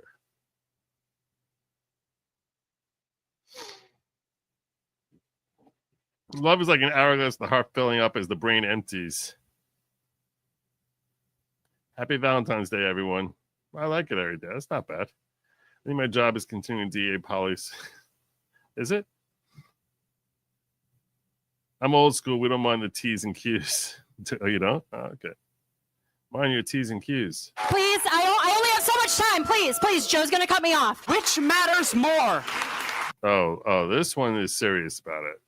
The rest of them didn't mean serious. This one you could tell from the tone, from the body posture, from the hunched over shoulders, from the orange cape. This woman here really means it. Really means it when they step up to the podium.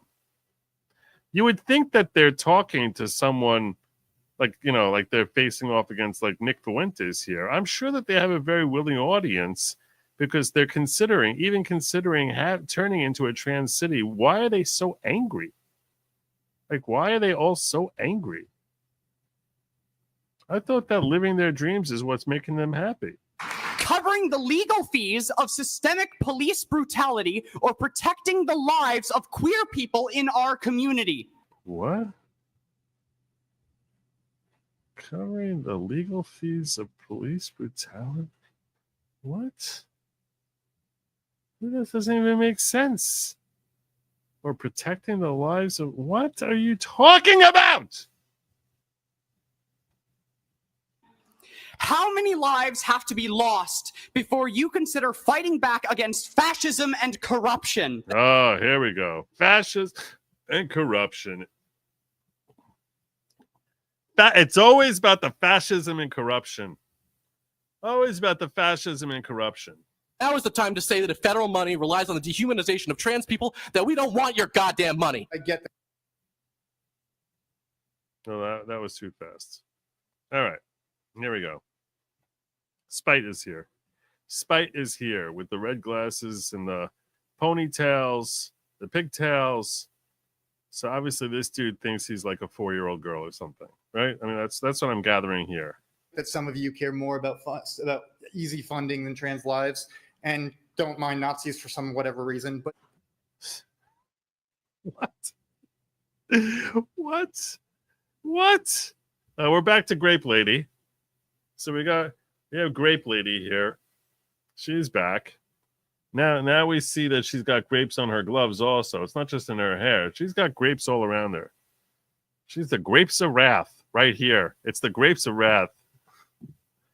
They thrive on attention. They must know you know. This is true. This is 100% true.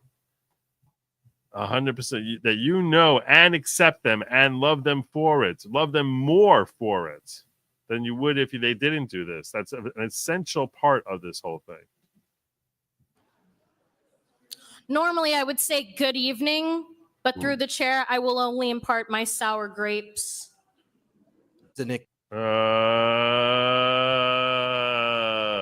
So she's surrounded by grapes to let you know how sour they are. Very happy person there. Very happy person here. So what's this guy's story? So this is basically what happens.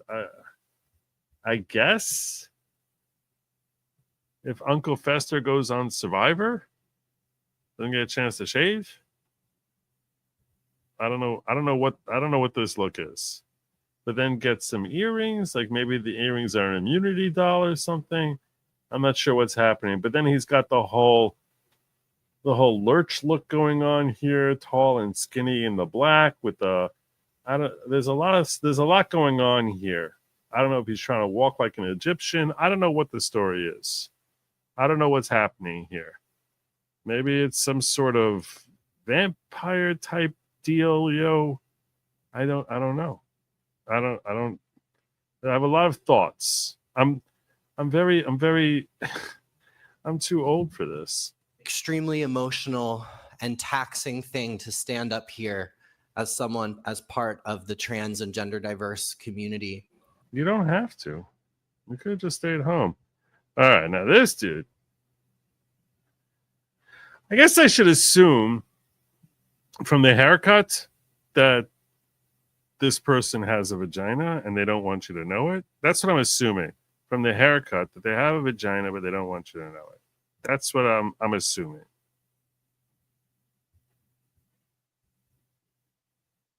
Because otherwise the hair would be much longer, right? My name is Katie. I'm from District 5, and I'm speaking in support of agenda items 10B and 14B. I don't know. The hands look like mannish over here.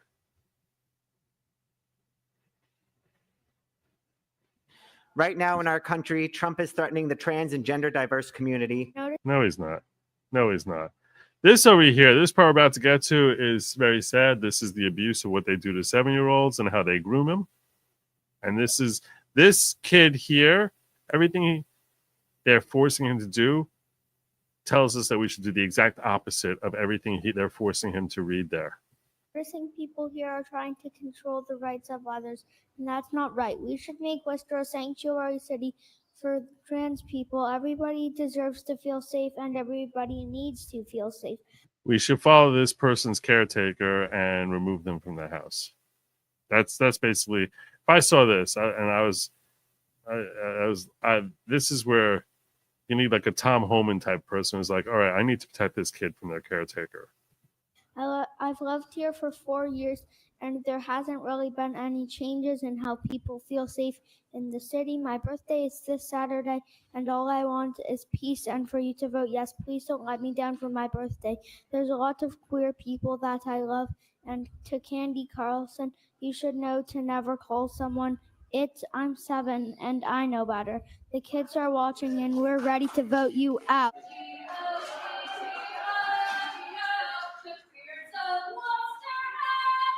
Oh my gosh. And after all that, the city of Worcester voted to become a trans sanctuary city. Yes, indeed. That's what they said. We're going to become a trans sanctuary city because we need more of these folks parading through all the time. There you go.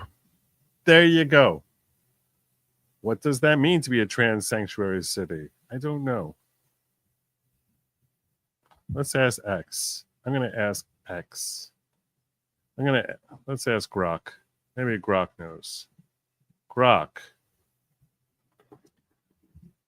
What are the ramifications of Worcester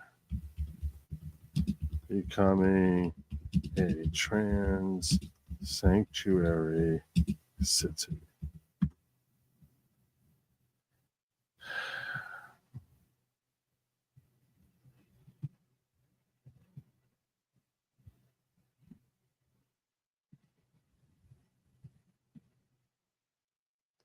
Worcester becoming trans sanctuaries has several implications across different dimensions as reflected in various news reports. Resolution passed is largely symbolic, doesn't create new legal protections, reaffirms existing commitments to transgender rights, signals Worcester's stance against federal policies perceived as harmful to what? Particularly recent executive orders by Trump. The city has pledged not to cooperate with federal and state policies aimed at harming transgender and gender diverse people. This includes not using city resources to detain individuals who are seeking out providing gender-affirming care and not sharing information with out-of-state agencies regarding such care. Okay. Well, that sounds like a question, a legal question. This concern is voiced by some council members about potential repercussions on federal funding. Critics argue that the symbolic gesture might invite financial penalties or loss of federal support for local programs. However, supporters argue that the moral stance is worth the risk, emphasizing the importance of standing up for human rights. Lord.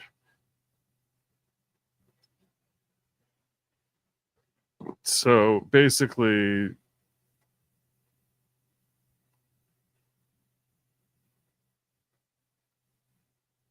I don't know what this.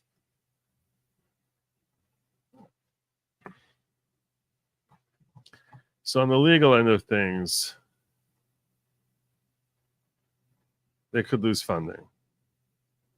And they're going to basically try and skirt federal trans laws to the extent they find that they're too restrictive on trans folks. All right, you sort of have to see how that plays out before you actually would bring any sort of legal action. All right. That is my show. I want to thank you again to my sponsor, the Red House, for their their help in producing what was a phenomenal show. If you are a white person, a black person, or a Hispanic person and you need furniture, I urge you to check out the Red House because they have furniture that's good for white people, it's good for black people, and it's good for Hispanic people.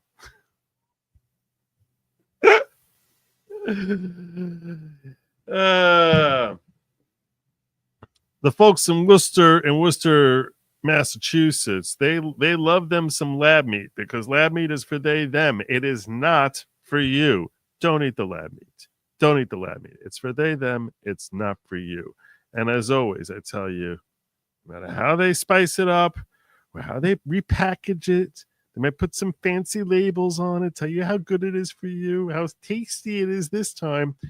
Don't eat the bugs. Don't eat it. Don't do it. Don't eat the bugs. That's all I got. What I'm left with here, let me do a quick look around, make sure I didn't miss anything. I didn't miss anything over here. Quick look around. Oh my God, I didn't even look in locals at all.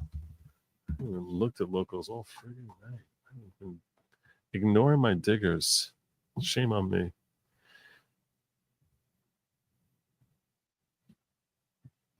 Shame on me. This here from Johnny Reb. Oh, that's cute. I like it.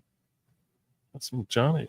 There you go, Johnny. Nicely. Doge, Elon, bird doging. Taking out the DOD, USAID. I like it. If you're here, can you please like, share, subscribe, drop comments down below. My goal is I want to hit 101,000. We got to get back up over. Get back over the hump. Get over the hump. Help me get over the hump. You know I earned it. You know I earned your like, your follow, your subscription, all that other good stuff. So if you can please do what you can. Chat Litter, I don't know if I welcomed you in Chat Litter, but Chat Litter, welcome to the following. I don't remember saying that, so I'm going to say now, welcome to the following. And God bless you. That's what I got. All right. And to all you other awesome people, good night and Godspeed.